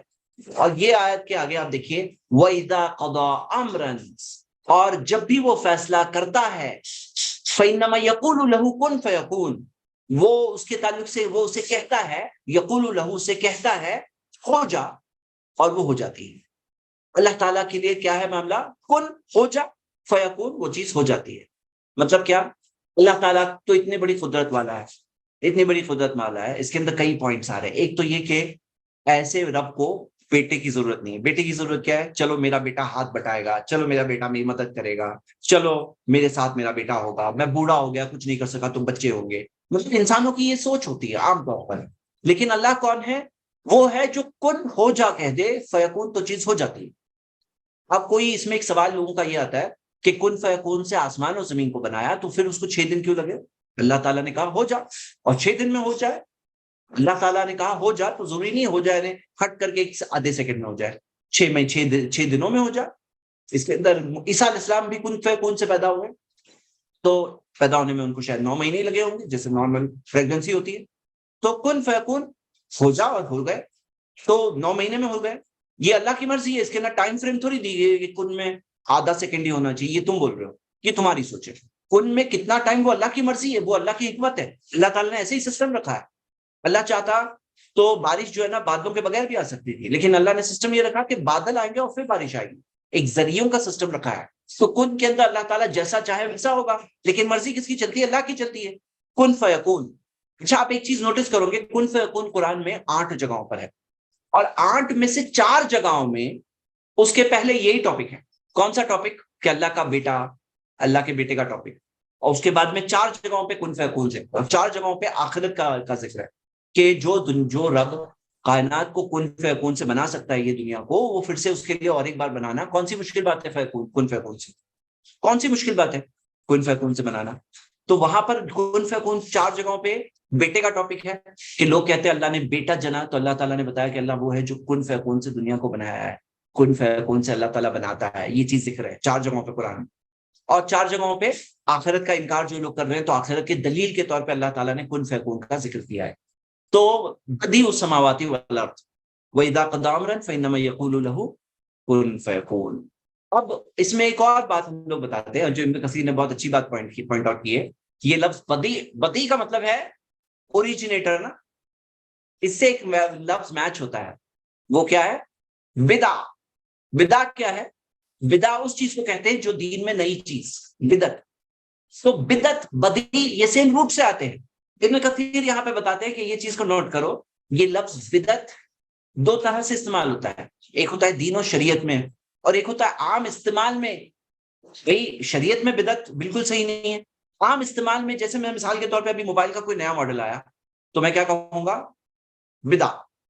ہاں، یہ میں موبائل اٹھا لیا تو پوری اسکرین ہو گئی، ہاں تو ابھی یہاں پہ بات یہ ہے کہ آپ کو یہ سمجھنا ہے، یہ بات یہ سمجھنا ہے کہ یہ استعمال جو ہم یہاں دیکھ رہے ہیں بدیع السماوات والارض، یہ ایک لٹرل یوزج ہے، مطلب ایک زبان میں بھی تو ہوتا ہے نا کہ آپ اگر عربی بول رہے ہو، آپ کو بولنا ہے کہ یہ ایک بالکل نئی چیز آ گئی ہے، تو آپ کہیں گے بدع۔ تو جیسے مثال کے طور پہ عمر رضی اللہ عنہ، اور ابن کثیر نے یہ مثال دی ہے، عمر رضی اللہ عنہ جب تراویح کی نماز شروع ہوئی جماعت سے، پھر ایک بات جو نبی صلی اللہ علیہ وسلم کی سنت تھی، نبی صلی اللہ علیہ وسلم نے 3 دن تک عمل کیا تھا، پھر اسی وجہ سے روکے تھے کہ انہیں ڈر تھا کہ نماز فرض ہو جائے گی اور لوگ کر نہیں پائیں گے۔ تو عمر رضی اللہ عنہ نے جب پھر سے وہ بڑی جماعت شروع کی تو کہا نعم البدعۃ ھذہ، کتنی اچھی بدعت، مطلب روز روز تو دکھتا نہیں تھا ایسا، ابھی آج جیسا دکھ رہا ہے، تو دکھنے میں دین میں بدعت نہیں تھی، وہ بدیع یہاں پہ جس طرح سے یہ ہے، جہاں پہ یہ لٹرل یعنی لفظی استعمال ہے، ایک زبان کے اعتبار سے استعمال ہے، ویسے عمر رضی اللہ عنہ نے وہاں پہ کہا نعم البدعۃ ھذہ۔ یہ بات کیوں ذکر ہو رہی ہے؟ کیونکہ لوگ وہ عمر رضی اللہ عنہ کا قول لے کر کے ساری حدیثوں کو چھوڑ دیتے ہیں، کل بدعت ضلالہ، ساری بدعتیں گمراہی ہے، سب کے سب بدعتیں گمراہی ہے، تو وہ لوگ وہ چیز کو چھوڑ کر کے بولتے کہ نہیں اچھی بدعت بھی ہوتی ہے، حالانکہ نبی صلی اللہ علیہ وسلم نے کہا سب کے سب بدعتیں گمراہی ہے، اب کوئی بھی بدعت اچھی نہیں ہو سکتی۔ تو وہ لفظی استعمال بدیع اور بدع، یہ یہاں پر یہ لفظی استعمال ہے، یہ اس کے استعمال کی مثال ہم لوگ قرآن میں یہاں پر دیکھ رہے ہیں. ہاں یہ ایک بہت اچھا پوائنٹ ہے جو ساتھ میں ہم نے دیکھا. اوکے آیت نمبر 118 اللہ سبحانہ وتعالی نے فرمایا وقال الذين لا يعلمون لولا يكلمنا الله. اب سنو اللہ تعالی نے فرمایا قال الذين لا يعلمون، جن لوگوں کے پاس علم نہیں ہے وہ کہتے ہیں، کیا کہتے ہیں؟ لولا يكلمنا الله، اللہ ہم سے ڈائریکٹ کلام کیوں نہیں کرتا؟ او تاتینا آیات، آیا، اور ہمارے پاس کوئی آیت کوئی نشانی یہ کیوں نہیں آتی؟ ہاں جو ہمارے پاس آیت کیوں نہیں آتی؟ ہمارے پاس ہم سے اللہ کیوں نہیں بات کرتا ہے؟ تو اللہ سبحانہ وتعالی نے کہا کذالک قال الذین من قبلہم، اسی طرح کی باتیں کہی ان سے پہلے والوں نے بھی، مثل قولہم، ان کی جیسی باتیں، ایسے ہی کہا ان کی جیسی، بالکل ویسے ہی، ہاں مثل قولہم، ویسے ہی باتیں انہوں نے بھی کہی. اور پھر اللہ تعالیٰ نے فرمایا تشابہت قلوبہم، ان کے دل بھی ایک جیسے ہی ہے، ملتے ہوئے ہی ایک جیسے ہی ہے. پہلے ہم اتنا پارٹ سمجھتے ہیں. کذالک قال الذین، اب یہاں پہ کیا ہے معاملہ؟ یہ لوگوں کا ایک ڈیمانڈ رہا، ہاں کہ اللہ ہم سے کیوں نہیں بات کرتا، کوئی بھی آیت ہمارے پاس کیوں نہیں آتی؟ تو اسی طرح کی باتیں آج 2023 جو دشمنان اسلام کے خلاف بات کرتے ہیں، جو نبوت کے خلاف بات کرتے ہیں، تو بولے ہمارے پاس کوئی نبی کیوں نہیں آتا، ہمارے پاس کوئی وحی کیوں نہیں آتی، اللہ ہم سے کلام کیوں نہیں کرتا، ہاں ہمارے پاس کوئی آیت کیوں نہیں آتی. سیم آج تک 2023 تک، ہاں میں نے اپنے کانوں سے سنا ہے ایسی قسم کی باتیں.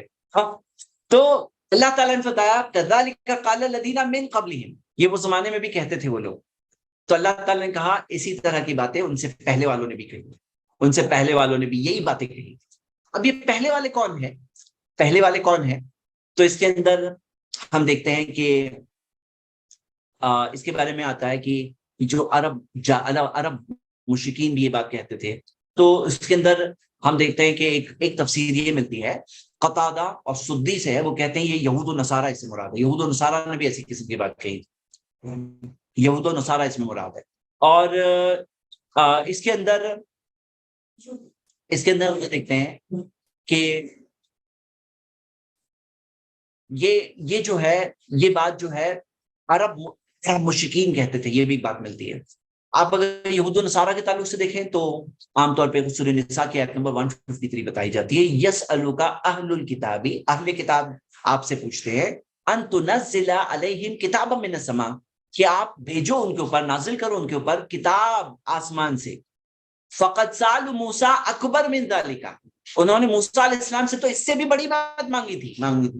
موسیٰ علیہ السلام سے تو اس سے بھی بڑی چیز مانگی تھی، کیا؟ فقالوا ارنا اللہ جہرتن، ہمیں اللہ بتاؤ واضح، جہرتن کلیئرلی، اوپنلی، پبلکلی ہمیں اللہ تعالیٰ کو دیدار کراؤ، ہمیں دکھاؤ اللہ تعالیٰ. تو یہ سورہ نساء کی آیت نمبر 153 ہے. تو کذالک قال الذین من قبلہم، اللہ تعالیٰ نے فرمایا ایسی یہی بات، مثل قولہم، ان کی جیسی بالکل ہو یہی بات، یعنی مثل قولہم کذالک سے بھی بات مکمل تھی، لیکن جو مثل قولہم آتا ہے نا، ان کے جیسی ہو یہی بات پہلے والوں نے بھی کہی. اور آپ دیکھو گے قرآن میں انبیاء کے واقعات جہاں جہاں پورے جو ذکر ہوتے ہیں، انبیاء کی سٹوریز، اور انبیاء کے جو پروفٹس آف اللہ، نبیوں نے جو دعوت پیش کی ان کی قوموں کے سامنے، اور وہ دعوت پیش کرنے کے بعد قوموں کا رسپانس، اور یہ قومیں الگ الگ زمانے، دور، جغرافی الگ، ان کی ہسٹری الگ، ٹائم سپین الگ، لیکن الفاظ سیم آج تک وہی الفاظ. تو اللہ تعالیٰ فرمایا تشابہت قلوبہم، ان کے دل بھی ایک جیسے ہی ہے. اور یہ کون کہہ رہا ہے؟ جو دلوں کا حال جاننے والا اللہ تعالیٰ، جو دلوں کو جاننے والا ہے، وہ فرما رہا ہے کہ تشابہت قلوبہم، ان کے دل بھی ایک جیسے. اور پھر اللہ تعالیٰ نے فرمایا قد بینا الآیات، کہ ہم نے اپنی آیتوں کو واضح کر دیا، لقوم یوقنون، ایسے لوگوں کے لیے جو یقین رکھتے ہیں، ایسے لوگوں کے اللہ تعالیٰ نے نشانیاں واضح کر دی. مطلب تمہاری بکواس ہے یہ، اللہ تعالیٰ نے تو قد بینا الآیات، یقیناً شیورلی ہم نے اپنی آیتوں کو واضح کر دیا، کلیئر کر دیا. کن کے لیے؟ یقین والوں کے لیے. تم لوگوں کے پاس یقین نہیں ہے، تم لوگ بہانے بناتے رہو، تمہارے پاس، تم جاننا نہیں چاہتے ہو. بھائی یقین والے لوگ جو ہے نا، جو کلیئرٹی سے دیکھتے سمجھتے ہیں، یقین سے سمجھتے ہیں، کہ جیسے میں مثال دے رہا ہوں ابھی اگر کوئی کہے کہ یہ کیا ہے، یہ چشمہ ہے، یہ چشمہ ہے، مجھے یقین ہے چشمہ ہے، یہ پین نہیں ہے، مجھے یقین ہے اس بات پر، تو میں یقین والا ہوں کہ مجھے کلیئرٹی سے پتا ہے یہ چشمہ ہے. لیکن یہاں پہ کچھ لوگ ہیں جو دیکھی کو اندیکھی کر کے، سنی کو انسنی کر کے، بس ان کو آرگیومنٹ میں انٹرسٹ ہے، ان کو بس فیک آرگیومنٹس میں انٹرسٹ ہے. تشابہت قلوبہم، ان کے دل سب کے ایک جیسے. تو اللہ تعالیٰ نے یہاں پہ کیا کہا، ہم نے یقیناً آیتوں کو واضح کر دیا ہے، لقوم یوقنون، یقین والوں کے لیے. پروفs بہت سارے موجود ہیں، اللہ تعالیٰ کا میں نے تو واضح کر دیا ہے. اب ان کے یہ سوال کا یہاں پہ جواب دینے کی کوئی ضرورت نہیں ہے. یہاں پہ اللہ تعالیٰ نے کہا قد بینا الآیات لقوم یوقنون. اب یہاں پر ہم یہ دیکھتے ہیں کہ یہ جو ان کی سوچ ہے، اس کا جواب کیسے دیا گیا. ایک پارٹ آپ نے جواب کا سن لیا، قد بینا الآیات لقوم یوقنون آ گیا. تشابہت قلوبہم، ان کے دلوں کے بارے میں نبی صلی اللہ علیہ وسلم کو بتا دیا گیا. لیکن سیکنڈ آیت پڑھی اس کے بعد اللہ تعالیٰ نے فرمایا انا ارسلناک بالحق، ہم نے آپ کو حق کے ساتھ بھیجا. یہ کیا ہے، دلائل میں سے ایک دلیل یہاں پہ ذکر ہے کہ ہم نے آپ کو بالحق، حق کے ساتھ بھیجا. یعنی کیا حق، جو دین حق کے ساتھ، اسلام کے ساتھ، قرآن کے ساتھ بھیجا، حق کے ساتھ بھیجا. تو یہ دلیل اللہ تعالیٰ نے ذکر کی، انا ارسلناک بالحق کی، اور پھر بتایا بشیرا ونذیرا، خوشخبری دینے والا اور ڈرانے والا بنا کر. وَلَا تُسْأَلُ عَنْ أَصْحَابِ الْجَحِيمِ، اور آپ سے نہیں پوچھا جائے گا جہنم والوں کے بارے میں. مطلب کیا کہ نبی صلی اللہ علیہ وسلم کو بھیجا گیا ہے بشیرا و نذیرا، خوشخبری دینے والا اور ڈرانے والا بنا کر. اور آپ سے نہیں پوچھا جائے گا عن اصحاب الجحیم. یہ بات یہاں کیوں ذکر ہے، یہاں پہ کیوں ذکر ہے، اس کا پچھلے بات ڈسکشن سے کیا کنیکشن ہے. آپ دیکھیے کنیکشن، ہم کلیئرلی ایک چیز دیکھ رہے ہیں، وہ یہ دیکھ رہے ہیں کہ انہوں نے کہا کہ ہم پہ کوئی آیت کیوں نہیں آتی، ہم سے اللہ تعالیٰ کیوں کلام نہیں کرتا. ایسے ٹک کی باتیں. اللہ جس سے چاہے گا چنے گا. تم کون ہو، تم کیوں، what do you think yourself to be, تم کیوں، تم سے کیوں بات کرے. اللہ تعالیٰ جس سے بات کرنا چاہتا ہے، پیغام بھیجنا چاہتا ہے، بھیج دیا اللہ تعالیٰ نے. اب تمہیں پیغام ملا، تم دیکھ کے قبول کرو. تو یہ کیا فیک بات ہے، فیک جیسے ہوتے ہیں نا فیک سوال، یہ فیک سوال ہونے سے فیک سوال. ہاں، تو اللہ تعالیٰ نے جواب میں کیا کہا، قد بینا الآیات لقوم یوقنون. اور پھر اب یہاں پر یہ فیک لوگ ہیں، نبی صلی اللہ علیہ وسلم ان کو بھی دعوت دے رہے. یہ ان کے سامنے جو لوگ ہیں اس میں جینیون لوگ بھی ہیں جو قبول کرتے ہیں حق، اور ایسے فیک لوگ بھی ہیں. تو نبی صلی اللہ علیہ وسلم کو یہ احساس دلایا گیا کہ آپ کا کام ہے، آپ خوشخبری دوں گے، ڈراؤ گے، خوشخبری دوں گے، ڈراؤں گے، اور آپ سے جہنم والوں کے بارے میں پوچھا نہیں جائے گا. کیوں، یہاں پہ ایک دائی جو ہوتا ہے، نبی صلی اللہ علیہ وسلم کیا تھے، عزیز علیہ ما عنتم، تم پہ تکلیف آئی، یہ نبی کے لیے بڑی بات. ہم پہ تکلیف آئے، یہ نبی صلی اللہ علیہ وسلم کے لیے مشکل چیز تھی. یہ ایسے رحمت للعالمین تھے. تو اللہ کے رسول صلی اللہ علیہ وسلم ایک پیغمبر بنا کے بھیجے گئے تھے. تو ان کو یہ فکر ہے کہ یہ ایسے قسم کے امپاسبل لوگ میرے سامنے آتے ہیں، تو پھر مجھے کیا کرنا ہے. تو اللہ کے رسول صلی اللہ علیہ وسلم کو بتایا گیا وَلَا تُسْأَلُوا عَنْ أَصْحَابِ الْجَحِيمِ، یعنی آپ سے جہنم والوں کے بارے میں نہیں پوچھا جائے گا. جہنم والے جو ہیں وہاں پہ جہنم میں کیوں گئے، آپ سے نہیں پوچھا جائے گا. پیغام پہنچائے کہ نہیں پہنچائے، آپ کا وہ کام ہے. آپ ہیں خوشخبری دینے والے اور ڈرانے والے. یہی نبی صلی اللہ علیہ وسلم ہے، یہی ہم ہیں. تو جیسے بعض لوگ ہوتے ہیں نا جو امپاسبل ایٹیٹیوڈ کر کے ہم پہ ایسے جتلاتے ہیں، ہمیں جتلاتے ہیں کہ دیکھو میں نہیں مانوں گا. ارے نہیں مانوں گے، خود کا نقصان کر رہے ہو. مجھے جہنم کے والوں کے بارے میں مجھ سے نہیں پوچھا جائے گا، مجھ سے پوچھا جائے گا کہ میں نے پیغام پہنچایا نہیں پہنچایا، میں نے اسے اس پہ صحیح بات کو دیکھ کر ایمان لا کے خود عمل کیا، پیغام پہنچایا نہیں پہنچایا، یہ پوچھا جائے گا ہم سے. ہم سے جہنم والوں کے بارے میں نہیں پوچھا جائے گا، نہ ہم سے ہمارے نبی سے پوچھا جائے گا. اللہ کے رسول صلی اللہ علیہ وسلم کو خوشخبری دینے والا اور ڈرانے والا بنا کے بھیجا گیا. یہ بہت انپورٹنٹ بات ہے. ایٹیٹیوڈ ہے یہاں پہ ایٹیٹیوڈ والوں کے ساتھ ہمارا ایٹیٹیوڈ کیسے ہو، یہ غلط ایٹیٹیوڈ والوں کے ساتھ ہمارا ایٹیٹیوڈ کیسے ہو کہ ہم خوشخبری دیتے ہیں، ہم وارننگ دیتے ہیں، اور جہنم والوں کے تعلق سے ہمیں نہیں پوچھا جائے گا. ابن کثیر نے اس کے تعلق سے کئی آیتیں کنیکٹ کی ہے. وہ بتاتے ہیں کہ قرآن کی آیت سورہ رعد کی سورہ 13 آیت نمبر 40 ہے، فَإِنَّمَا عَلَيْكَ الْبَلَاغُ وَعَلَيْنَا الْحِسَابُ، آپ کے اوپر ہے پیغام پہنچانا، ہم پر حساب لینا. آپ پیغام پہنچاؤ، پیغام پہنچانا آپ کا کام ہے. عَلَيْكَ الْبَلَاغُ، پیغام پہنچانا آپ کے اوپر ہے، وَعَلَيْنَا الْحِسَابُ، حساب ہم لیں گے. جیسے سورہ غاشیہ میں آتا ہے سورہ 88 کی آیت نمبر 21-22، فَذَكِّرْ إِنَّمَا أَنْتَ مُذَكِّرٌ، نصیحت کرو کیونکہ آپ نصیحت کرنے والے ہو. لَسْتَ عَلَيْهِم بِمُسَيْطِرٍ، آپ لوگوں پر نگہبان نہیں ہو، ان کے اوپر وہ مینیجر نہیں ہو، مسیطر. اور سورہ قاف سورہ 50 آیت نمبر 45، نَحْنُ أَعْلَمُ بِمَا يَقُولُونَ وَمَا أَنْتَ عَلَيْهِم بِجَبَّارٍ، ہم جانتے ہیں وہ کیا کہتے ہیں، آپ ان کے اوپر جبار بنا کے نہیں بھیجے گے اور فورس کر کے اندر ایمان کو داخل کرو گے. فَذَكِّرْ بِالْقُرْآنِ مَن يَخَافُ وَعِيدٍ، تو قرآن کے ذریعے ڈراؤ اسے جو وعید، وارننگ سے ڈرتا ہے. ہاں، وارننگ دو اسے جو اللہ تعالیٰ کی جو وعید ہے، جو اللہ کی وارننگ ہے، جو اللہ تعالیٰ کی تھریٹس ہے، اس سے جو ڈرے اس کو بتاؤ. جس کو حقیقت سے آنکھیں بند کرنا ہے، شیر کو دیکھ کے آنکھیں بند کر کے بیٹھنا ہے، آپ کا کام ہے بتانا، آپ کا کام ہے بتانا ہے. تو یہاں پہ ہم یہ بات دیکھ رہے ہیں، یہ ایٹیٹیوڈ پچھلے وہ جو سوال سے کنیکٹڈ ہے. اور اب دیکھیے اللہ تعالیٰ نے کیا فرمایا، وَلَن تَرْضَىٰ عَنْكَ الْيَهُودَ وَلَا النَّصَارَىٰ حَتَّىٰ تَتَّبِعَ مِلَّتَهُمْ. وَلَن تَرْضَىٰ عَنْكَ سنگولر، کہ نہیں راضی ہوں گے آپ سے. آپ سے نے سب سے پہلے یہاں پہ مراد کون ہے؟ نبی صلی اللہ علیہ وسلم. الیہود والنصارى، یہود و نصارہ نہیں راضی ہونے والے، نہیں خوش ہونے والے. تتبع ملتہم، یہاں تک آ کے آپ ان کی ملت پر، ان کے طریقے پر نہ چلو. جب تک آپ ان کے طریقے پہ نہیں چلو گے تب تک وہ لوگ آپ سے خوش نہیں ہونے والے، یہ لوگ آپ سے خوش نہیں ہونے والے. وَلَن تَرْضَىٰ عَنْكَ الْيَهُودُ وَلَا النَّصَارَىٰ حَتَّىٰ تَتَّبِعَ مِلَّتَهُمْ. تو بعض لوگ کیا کرتے ہیں نا، جو دین میں کمپرومائز کرتے ہیں، تھوڑا تھوڑا ہلکا کر دیتے ہیں معاملہ، تھوڑا تھوڑا لیکس کر دیتے ہیں، آیتوں کی میننگ بدل دیتے ہیں. اس کے اندر بس ایک خوش، کیا بولتے ہیں اس کو، سامنے والے کو بس خوش کرنے کی کوشش میں، ہاں خوش کرنے کی کوشش میں دین میں چینجز کر دیتے ہیں. تو اللہ تعالیٰ نے فرمایا وہ لوگ آپ سے خوش نہیں ہونے والے اس چیزوں سے. ملتہم، یہاں تک کہ آپ ان کے راستے پر نہ چلو. جب تک ان کے ملت پہ نہ چلو تب تک یہ لوگ خوش نہیں ہونے والے. یعنی یہ سب کر کے تھوڑے بہت کمپرومائز کر کے تم ان کو خوش کر دو گے، تمہیں لگتا ہے نہیں خوش نہیں ہونے والے. تو یہاں پہ بات کیا ہے، بی یور سیلف قل ان ھدی اللہ ھو الھدی، کہو کہ یقیناً اللہ کی ہدایت وہی ہے ہدایت، اللہ کی ہدایت وہی ہے ہدایت. ہدایت صحیح ہدایت کیا ہے؟ اللہ کی ہدایت جو ہے، انا ھدی اللہ، ھدی اللہ جو ہے نا، اللہ کی دی ہوئی ہدایت جو ہے وہی ہے صحیح ہدایت. تو یہاں پہ کیا ہوتا ہے، لوگ جو ان کو خوش کرنے کی جگہ اللہ کو خوش کرنے کی فکر کریں تو اللہ تعالیٰ کافی ہوگا بندوں کے لیے. جو بندوں کو خوش کرنے کے لیے اللہ کو ناراض کرے پھر اللہ انہیں انہی کے اوپر چھوڑ دیتا ہے. میں ذرا 10 منٹ اور لوں. قل ان ھدی اللہ ھو الھدی.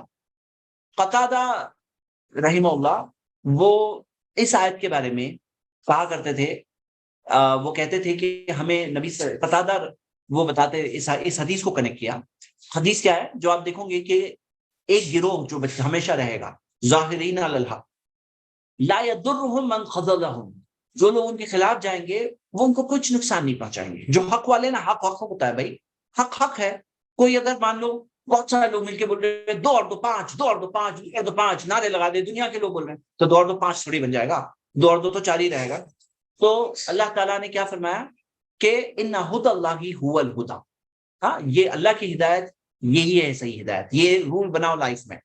لوگ دیں گے آپ کو یہ کرو یہ کرو یہ کرو، نہیں، اللہ کے سامنے ہمیں سرنڈر کیا. وہ رب العالمین ہے، کائنات کا مالک ہے، اس کو ناراض کر کے لوگوں کو خوش کریں گے تو کبھی کامیاب نہیں ہوں گے. ہاں. اور اس بارے میں ایک اور جو ایک حدیث ہے، لا یضرهم من خالفهم حتى یاتی امر اللہ. جو لوگ ان کے جو حق گروہ کے خلاف جائیں گے وہ لوگ انہیں نقصان نہیں پہنچا سکیں گے یہاں تک کہ اللہ کا فیصلہ نہ آ جائے، یعنی قیامت کا دن نہ آ جائے، نقصان نہیں پہنچا سکیں گے. یہ ایک بات ہے. اور ولا یخافون لومۃ لائم، وہ ملامت کرنے والوں کی ملامت سے نہیں ڈرتے. قرآن میں یہ بات صفت بتائی گئی ہے اللہ کے نہیں بندوں کی، کہ وہ ملامت کرنے والوں کی ملامت سے نہیں ڈرتے.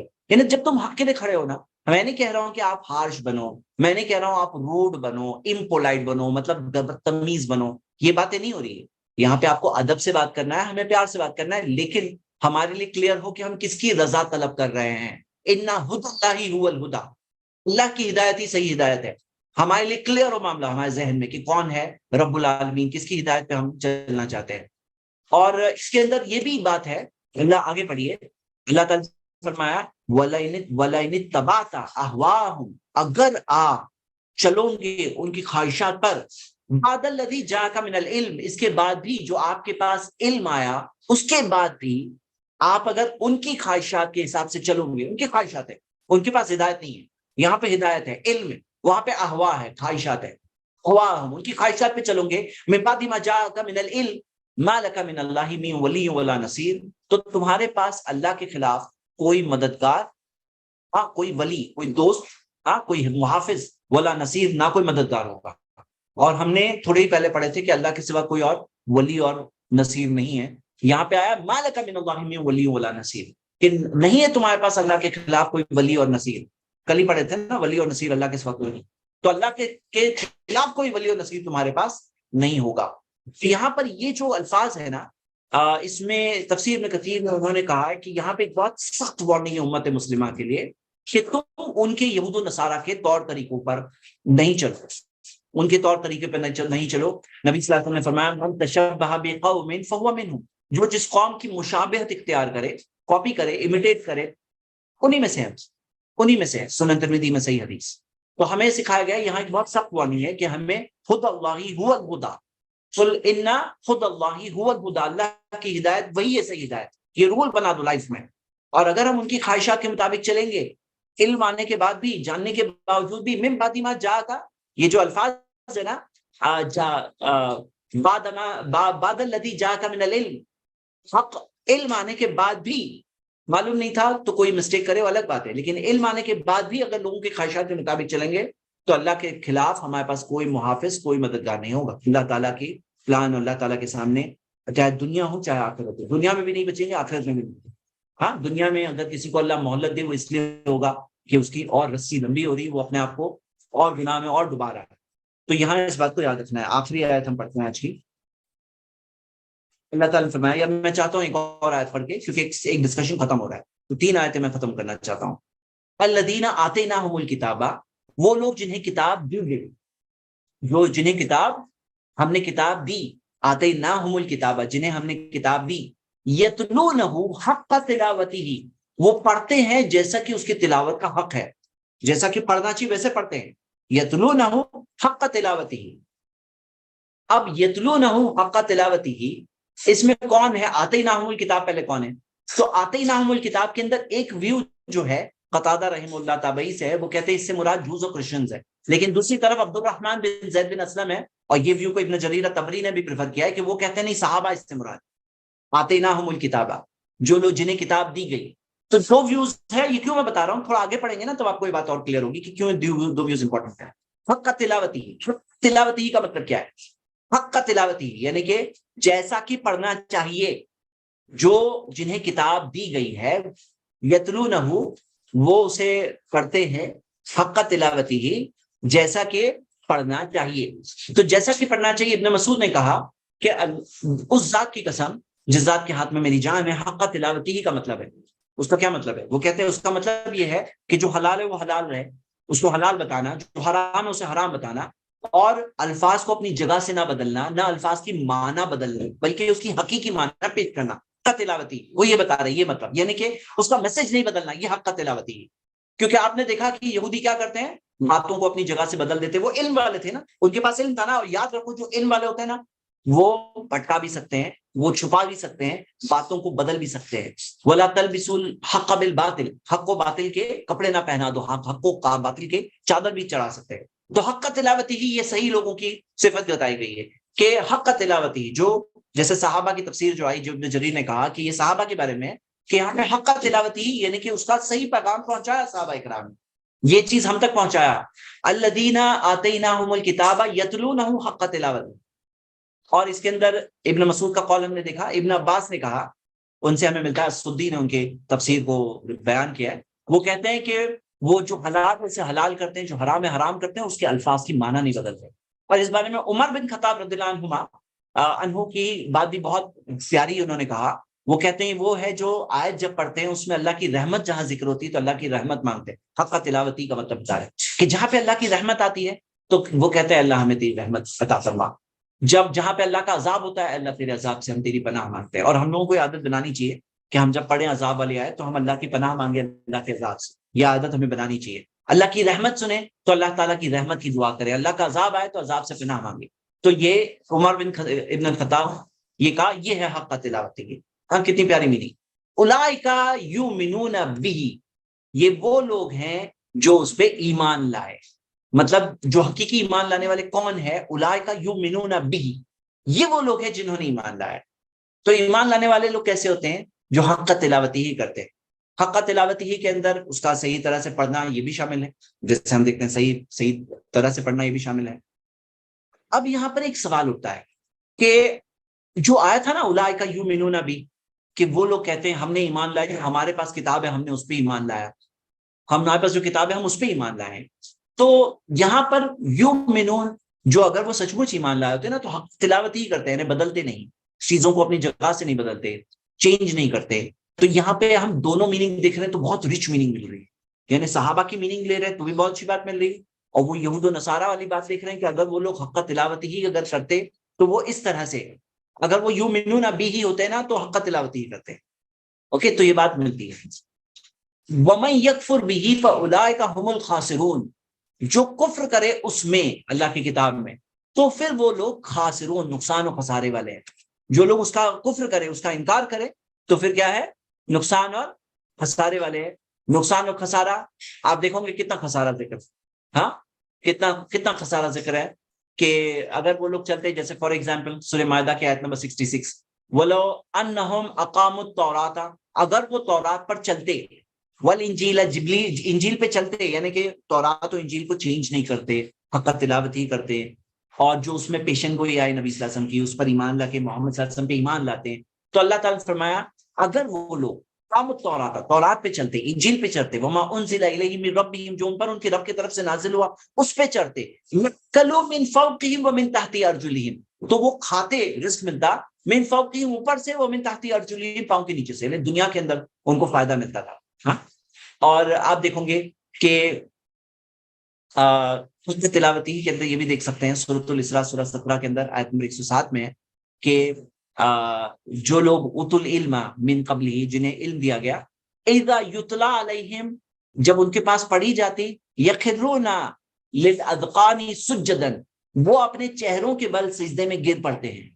یہ تھا ان کا رسپانس کہ جب پڑھی جاتی تو یہ ہوتا معاملہ. اور فائدہ جو ہوتا ہے نا یہاں پہ جو ہے نا، اولئک هم الخاسرون، تو خاسرون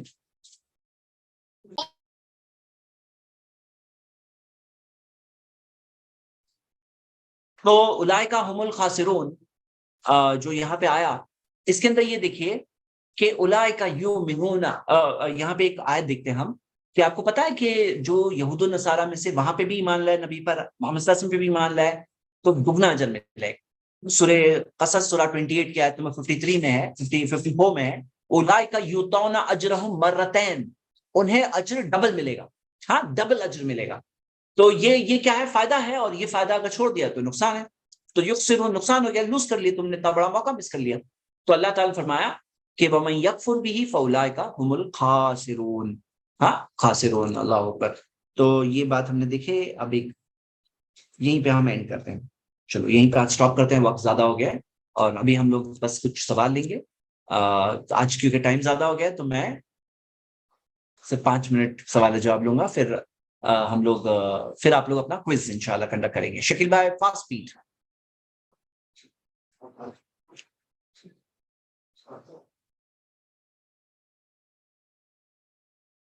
اوکے، نہیں چلو میں اسٹارٹ کر لیتا ہوں. ان کی آواز نہیں آ رہی شکیل بھائی کی مجھے.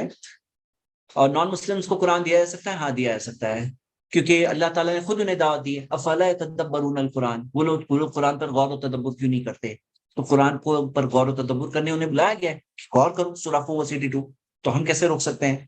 اور جو آپ نے نجس کے معنی میں سمجھ گیا، اسی کانٹیکسٹ میں آیا ہوگا جو یہ سوال ہے، تو یہاں پر اللہ تعالیٰ نے خود انہیں دعوت دی ہے. ہاں، تو نان مسلمس کو قرآن دیا جا سکتا ہے، اس میں کوئی حرج نہیں ہے. لیکن ان کی کیپیسٹی دیکھ کے دینا چاہیے. تو اگر مان لو کوئی نیو ہے تو اس کو تھوڑی آیتیں، کچھ سلیکٹ آیتیں، 1-2 سوراز ایسے کچھ دے سکتے ہیں، اور پھر جیسے ان کا کیپیسٹی دیکھ کر کوئی ڈسرسپیکٹفل نہ ہو اس کو دیا جائے، اس طرح سے دے سکتے ہیں انشاءاللہ. جزاک اللہ خیر. زید بھائی آواز آ رہی ہے نا میری؟ اللہ سبحانہ تعالیٰ عرش پر مستوی ہے، اللہ کا علم دنیا میں ہے؟ کوشچن. اللہ کا علم ہر ذرے ذرے کا علم ہے. اب سوال یہ یہاں پہ یہ بھی حصہ لکھا ہے کہ اللہ ہر جگہ موجود نہیں ہے کیا؟ تو دیکھیے اللہ تعالیٰ کے بارے میں ہمیں کچھ بھی کہنا ہے نا تو ہمیں پروف چاہیے قرآن اور حدیث سے. وَلَا تَقُولُوا عَلَى اللَّهِ إِلَّا الْحَقَّ، اللہ کے بارے میں مت کہو سوائے حق کے. تو اللہ ہر جگہ موجود ہے، ایسی کوئی آیت موجود ہے کیا؟ نہیں ہے. ایسی کوئی حدیث موجود ہے کیا؟ نہیں ہے. نہیں ہے. تو لیکن ہر جگہ کا علم ہے، ہر جگہ دیکھتا ہے، جانتا ہے، سنتا ہے، اور ہر الخبیر ہے، وہ البصیر ہے، ہاں العلیم ہے. تو اس سے ہر ذرے ذرے کا علم ہے. وَهُوَ عَلَى كُلِّ شَيْءٍ قَدِيرٌ، ہر چیز پہ قدرت رکھتا ہے، اس میں کوئی شک نہیں. لیکن خود کی ذات کے بارے میں اللہ نے کہا ہے قرآن میں 7 جگہوں پہ کہ اللہ عرش استویٰ، عرش پہ مستوی ہے. قرآن میں کہا گیا وَهُوَ فَوْقَ عِبَادِهِ، بندوں کے اوپر ہے. من فی السماء، اور امنتم من فی السماء، کیا آسمان والے سے اپنے آپ کو محفوظ سمجھتے ہیں؟ نبی صلی اللہ علیہ وسلم نے جب کہا اللہم اشہد، اللہ تو گواہ ہو جا، تو اوپر کی طرف اشارہ کیا، اللہ تو گواہ ہو جا. ایسا نہیں کہ ہر جگہ ہاں اللہ تو گواہ ہو جا، ایسے نہیں کیا. اور جو اللہ تعالیٰ نے عیسیٰ علیہ السلام کو اٹھایا، بر رفعہ اللہ الیہ، اللہ نے انہیں اٹھا لیا اپنی طرف.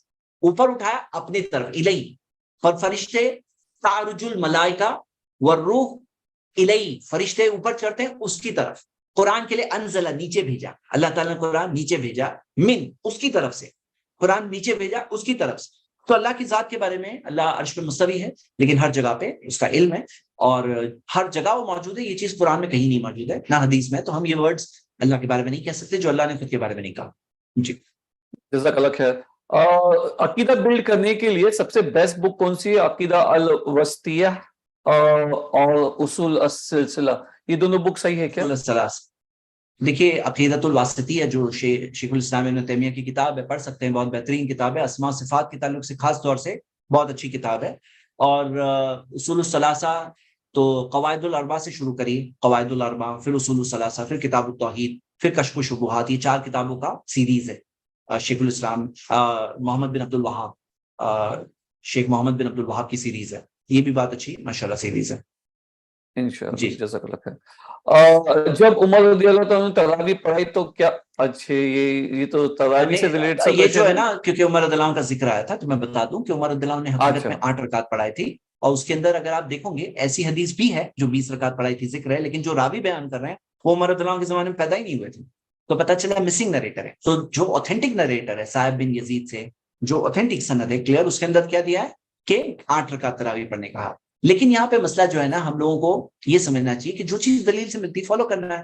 اور 8 اور 3 پڑھنا نبی صلی اللہ علیہ وسلم کا خود کا عمل بھی ہے، عمر رضی اللہ عنہ کا بھی عمل ہے. میں نے اس مسئلے کو اور ڈیٹیل میں رمضان ورکشاپ میں ایکسپلین کیا ہے. جی جزاک اللہ خیر. قرآن ایپ کے بارے میں تو ہم ڈال دیتے ہیں اپلیکیشن، کون سا قرآن اپلیکیشن ہے.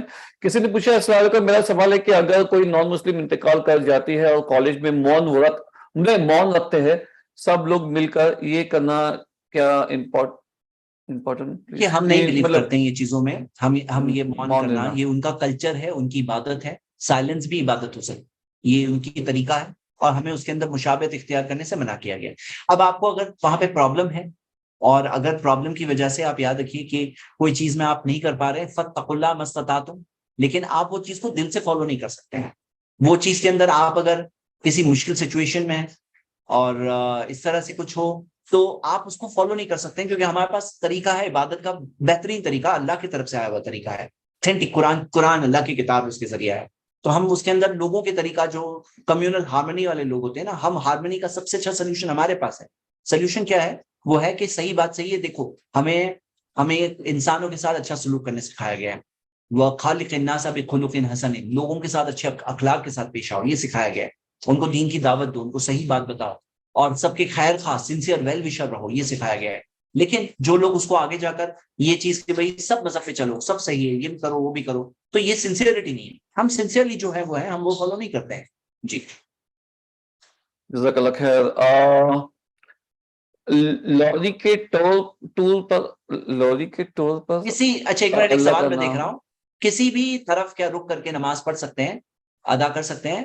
بھائی یہ کہیں نہیں ہے قبلہ رخ ہو کے نماز پڑھنا ہے. لیکن اگر کسی مجبوری میں آپ کو قبلہ نہیں مل رہا ہے، آپ نے کسی رانگ ڈائریکشن میں بائی مسٹیک پڑھ لی ہے، یا کوئی مجبوری میں آپ بندھے ہوئے ہو، یا کوئی ایسی سچویشن ہو کہ نہیں پڑھ سکتے ہیں، تو آپ نے کوئی ڈائریکشن میں پڑھ لیا، یا جو نفل جو فرض کے علاوہ جو نمازیں ہیں سفر کے اندر، وہ کسی بھی ڈائریکشن میں پڑھنا نبی صلی اللہ علیہ وسلم سے ملتا ہے. یعنی کہ کیونکہ آدمی ٹرین میں بیٹھا ہے، ابھی ٹرین کسی بھی ڈائریکشن میں جا رہی ہے، بس میں بیٹھا ہے کسی بھی ڈائریکشن میں.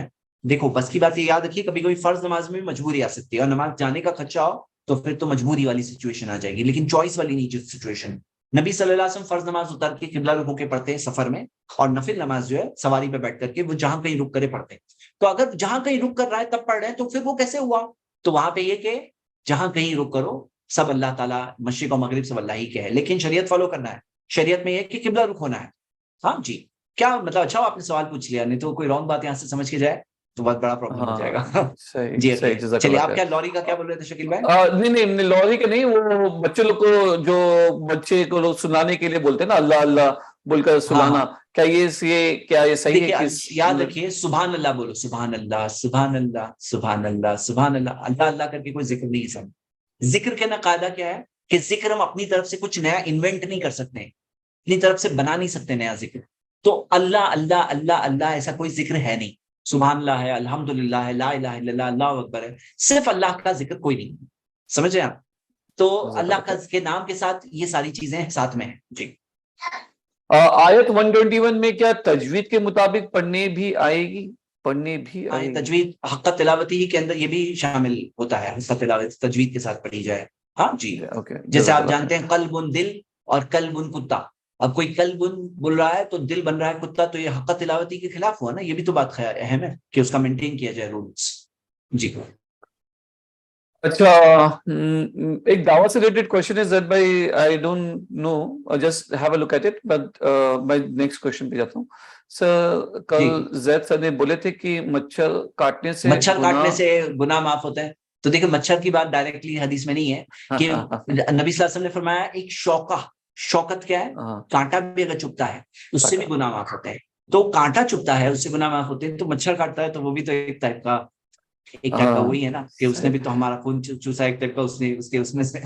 تو مطلب کہ مومن کو کوئی تکلیف ہوتی ہے، مومن کو جو بھی تکلیف ہوتی ہے اس پہ وہ صبر کرے تو اس کے گناہ معاف ہوتے ہیں. ایسا نہیں کہ آپ فری میں صبر کر رہے ہو آپ کو اس کے بدلے میں اجر مل رہا ہے. الحمدللہ.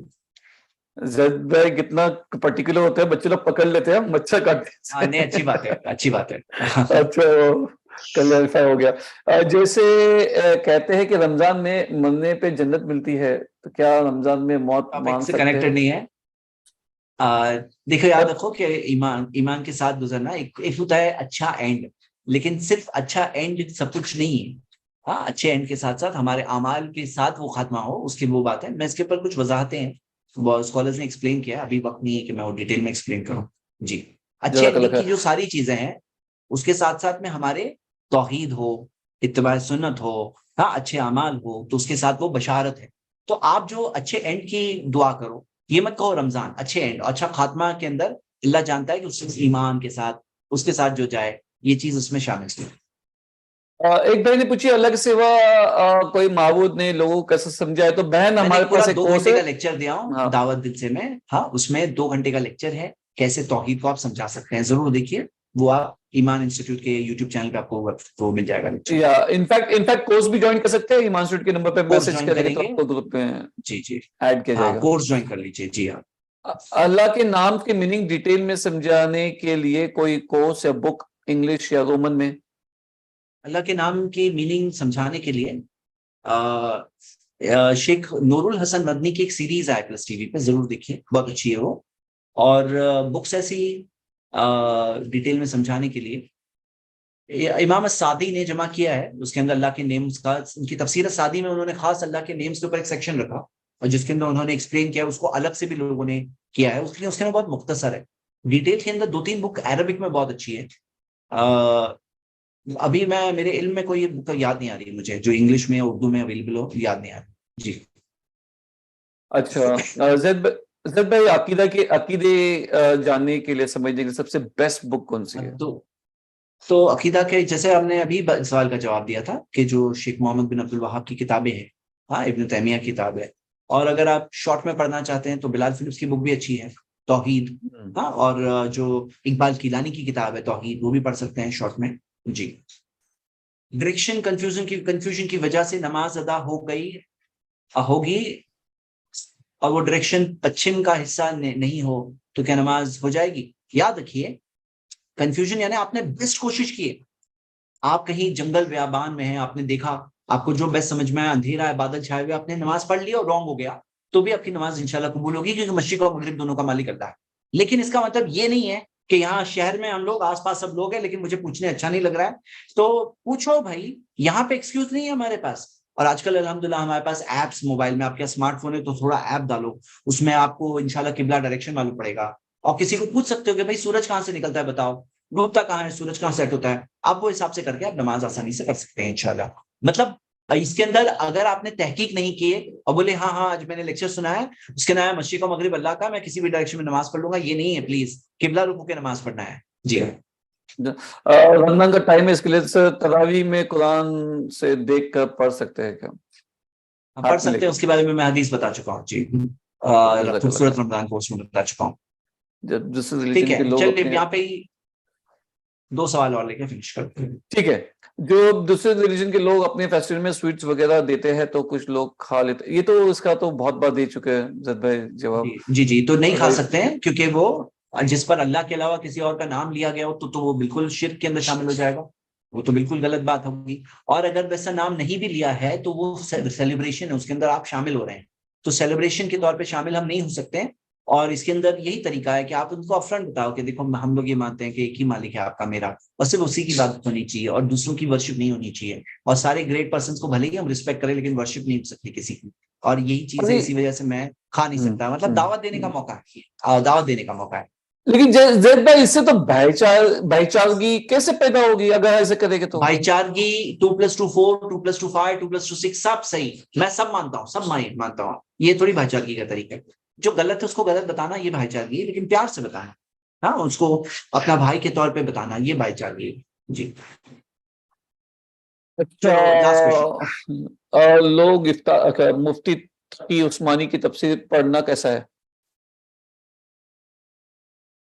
مفتی تقی عثمانی کی دیکھیے جہاں تک مجھے اسپیسیفک اس تفسیر کے بارے میں مجھے ڈیٹیلز نہیں پتا ہے, لیکن عام طور پہ یہ جو اوتھینٹک, جیسے بعض لوگوں کا قاعدہ ہے کہ صرف صحیح حدیث بتائیں گے, ہاں, اور قرآن و صحیح حدیث, تو اس منہج پہ نہیں ہے. اللہ عالم مجھے نہیں پتا, اس لیے میں اور باتیں نہیں بتاؤں گا اسپیسیفک تفسیر کے بارے میں. خاص مجھے میری اسٹڈی نہیں ہے, اچھا لیکن ایک اوتھینٹک تفسیروں میں ریکمینڈیڈ میں نہیں بتائی جاتی ہے. جی اچھا زید بھائی ایک انٹرسٹنگ کوشچن ہے کہ قرآن پڑھنے آتا نہیں ہے تجوید سے, تو کیا قرآن میں پڑھ لے یا ابھی ہی سیکھ پہلے؟ رمضان میں پڑھ لیں ابھی ایک منٹ بفور یو آنسر, جبکہ ہم ابھی بہت سارے ایگزامز دے رہے ہیں نا, تو ایگزام میں کیا ہوتا ہے کہ ہم قرآن کی آیتیں ڈالتے ہیں تو بہت سارے بولتے ہیں کہ ہم کو ٹرانسلیٹریشن چاہیے, ان کو پڑھنا نہیں آتا. تو ایسے لوگوں کو اور یہ بہن کے اس کوشچن کو کیسا آنسر دو گے زید بھائی؟ وہ ان کو عربک پڑھنا ہی نہیں آتا. پڑھنے نہیں آتا تو سیکھ لیں, آہستہ آہستہ کر کے سیکھ لیں گے. اور جو لوگ ٹرانسلیٹریشن سے لائف چلاتے ہیں نا تو وہ نہیں صحیح ہے, کیونکہ ٹرانسلیٹریشن میں بہت ساری چینجز ہو جاتے ہیں. بلکہ کئی اسکالرز نے ٹرانسلیٹریشن کے خلاف وارن کیا ہے کہ قرآن کو ٹرانسلیٹریشن میں لکھنا اس کے خلاف بتایا ہے, یعنی بہت اسٹرکٹ ویو ہے اس بارے میں. تو یہ ٹرانسلیٹریشن نہیں ہوتا ہے نا تو لوگ سیکھ لیتے ہیں. جب وہ ہاتھ میں آتا ہے نا, میں ایسے بھی جانتا ہوں کیسز جس کے اندر لائف ٹائم صرف ٹرانسلیٹریشن سے گاڑی چلاتے ہیں, وہ لائف ٹائم سیکھتے ہی نہیں, کیونکہ وہ ابھی کچھ مل گیا ہاتھ میں, ٹیک میں لکڑی آ گئی نا, ابھی ویسے ہی لے کے چلیں گے. ان کے ہاتھ میں سے لکڑی نکل چلنا سیکھ جائیں گے ان شاء اللہ. ہاں تو ایسے ہی مسئلہ ہے کہ یہ اصلیت اس بارے میں یہ ملتی ہے اللہ والے. اور آپ کو ٹرانسلیٹریشن سے ڈیپینڈ ہو کے چلنے کے خلاف بہت اسٹرانگ فتوا ملیں گی کہ جو کہتے ہیں ٹرانسلیٹریشن سے گاڑی مت چلاؤ, ہاں, اور سیکھ لو. اچھا اگر نہیں آتا ہے تو نیت کا ثواب ملے گا, کوشش کریے انشاءاللہ. اور تب تک نماز کے لیے جتنا ہے وہ تو آپ سن کے بھی سیکھ سکتے ہو, سن کے سیکھ سکتے ہو, پڑھ سکتے ہو انشاءاللہ. جی السلام چلیے یہیں پہ علیکم اینڈ کر. ورحمۃ اللہ. وعلیکم السلام. السلام آخری علیکم. سوال. جی ایک آخری سوال, کیا جی کسی کی میت ہو جانے کے بعد اس کا اعلان کرتے وہ صحیح ہے کیا؟ دیکھیے اعلان جو ہے نا اس کے اندر میت کے اعلان کے بارے میں خلاف, اس بارے میں حدیث ہے میت کے اعلان کے خلاف. لیکن اگر اس حد تک ہے کہ تاکہ لوگ جمع ہو جائے, ہاں جمع ہو جائے, مطلب ہاں جمع اعلان ہو کے اندر جائے اور جیسے آپ کو کہتے دیکھیے ہیں سنیے, ایک ہوتا ہے نا زیادہ جیسے, اور جمع. جیسے ہوتا ہے فلاں کی ڈیتھ ہو گئی اور پھر اس کے ایڈورٹائزمنٹ دیتے ہیں نیوز پیپر میں لوگ, وہ سب نہیں صحیح ہے. اعلان وہ چیز کو پسند نہیں کیا ہے اسکالرز نے, اس کے خلاف بتایا. لیکن اتنا کہ لوگ جمع ہو جائے, یعنی اتنے لوگ ہوں کہ تاکہ نماز کے اندر توحید والے لوگ جمع ہوں, یہ ایک بہت اچھی چیز ہے. 40 لوگوں کی بھی حدیث آتی ہے, 100 لوگوں کی بھی حدیث آتی ہے. ہاں تو 100 لوگ اگر جمع ہو گئے توحید والے, اس کے لیے دعا کریں گے, بہت اچھی بات ہے. تو یہ 100 سے زیادہ کی حدیث نہیں ہے, 100 تک کی فضیلت ہے خاص. تو اگر 100, جیسے شیخ البانی نے وصیت کی تھی کہ میری جنازے کے لیے 100 لوگ جمع ہو جائے تو اور مت ویٹ کرنا, تو 100 لوگ جمع ہو جائے توحید والے جو دعا کریں گے, الحمدللہ یہ ایک اچھی چیز ہے. اور اس چیز کے لیے اس حد تک کریں تو نبی صلی اللہ علیہ وسلم نے نجاشی کی موت کے بعد کہا تھا, اعلان کیا تھا, اور صحابہ جمع ہوئے تھے اور جنازے کی نماز نجاشی کی غائبانہ پڑھی گئی تھی. نجاشی جو بادشاہ تھے اور انہوں نے اسلام قبول کیا تھا, اور لوگوں کے علم میں, بہت سارے ان کے جگہ کے لوگوں کے علم میں وہ بات تھی نہیں, تو ان کی غائبانہ جنازے کی نماز پڑھی گئی تھی. اسی کے ساتھ ختم کرتے ہیں. سبحانک اللہم و بحمدک واشہد ان لا الہ الا انت استغفرک. سوال ہو جو آپ کا سیشن پر شکریہ. جزاک اللہ خیر.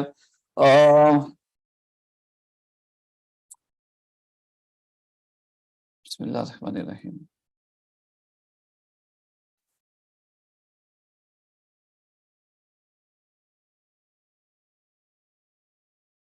Assalamu alaikum, brothers and sisters. Just give me 2 minutes, couple of minutes. We will just do something, inshallah.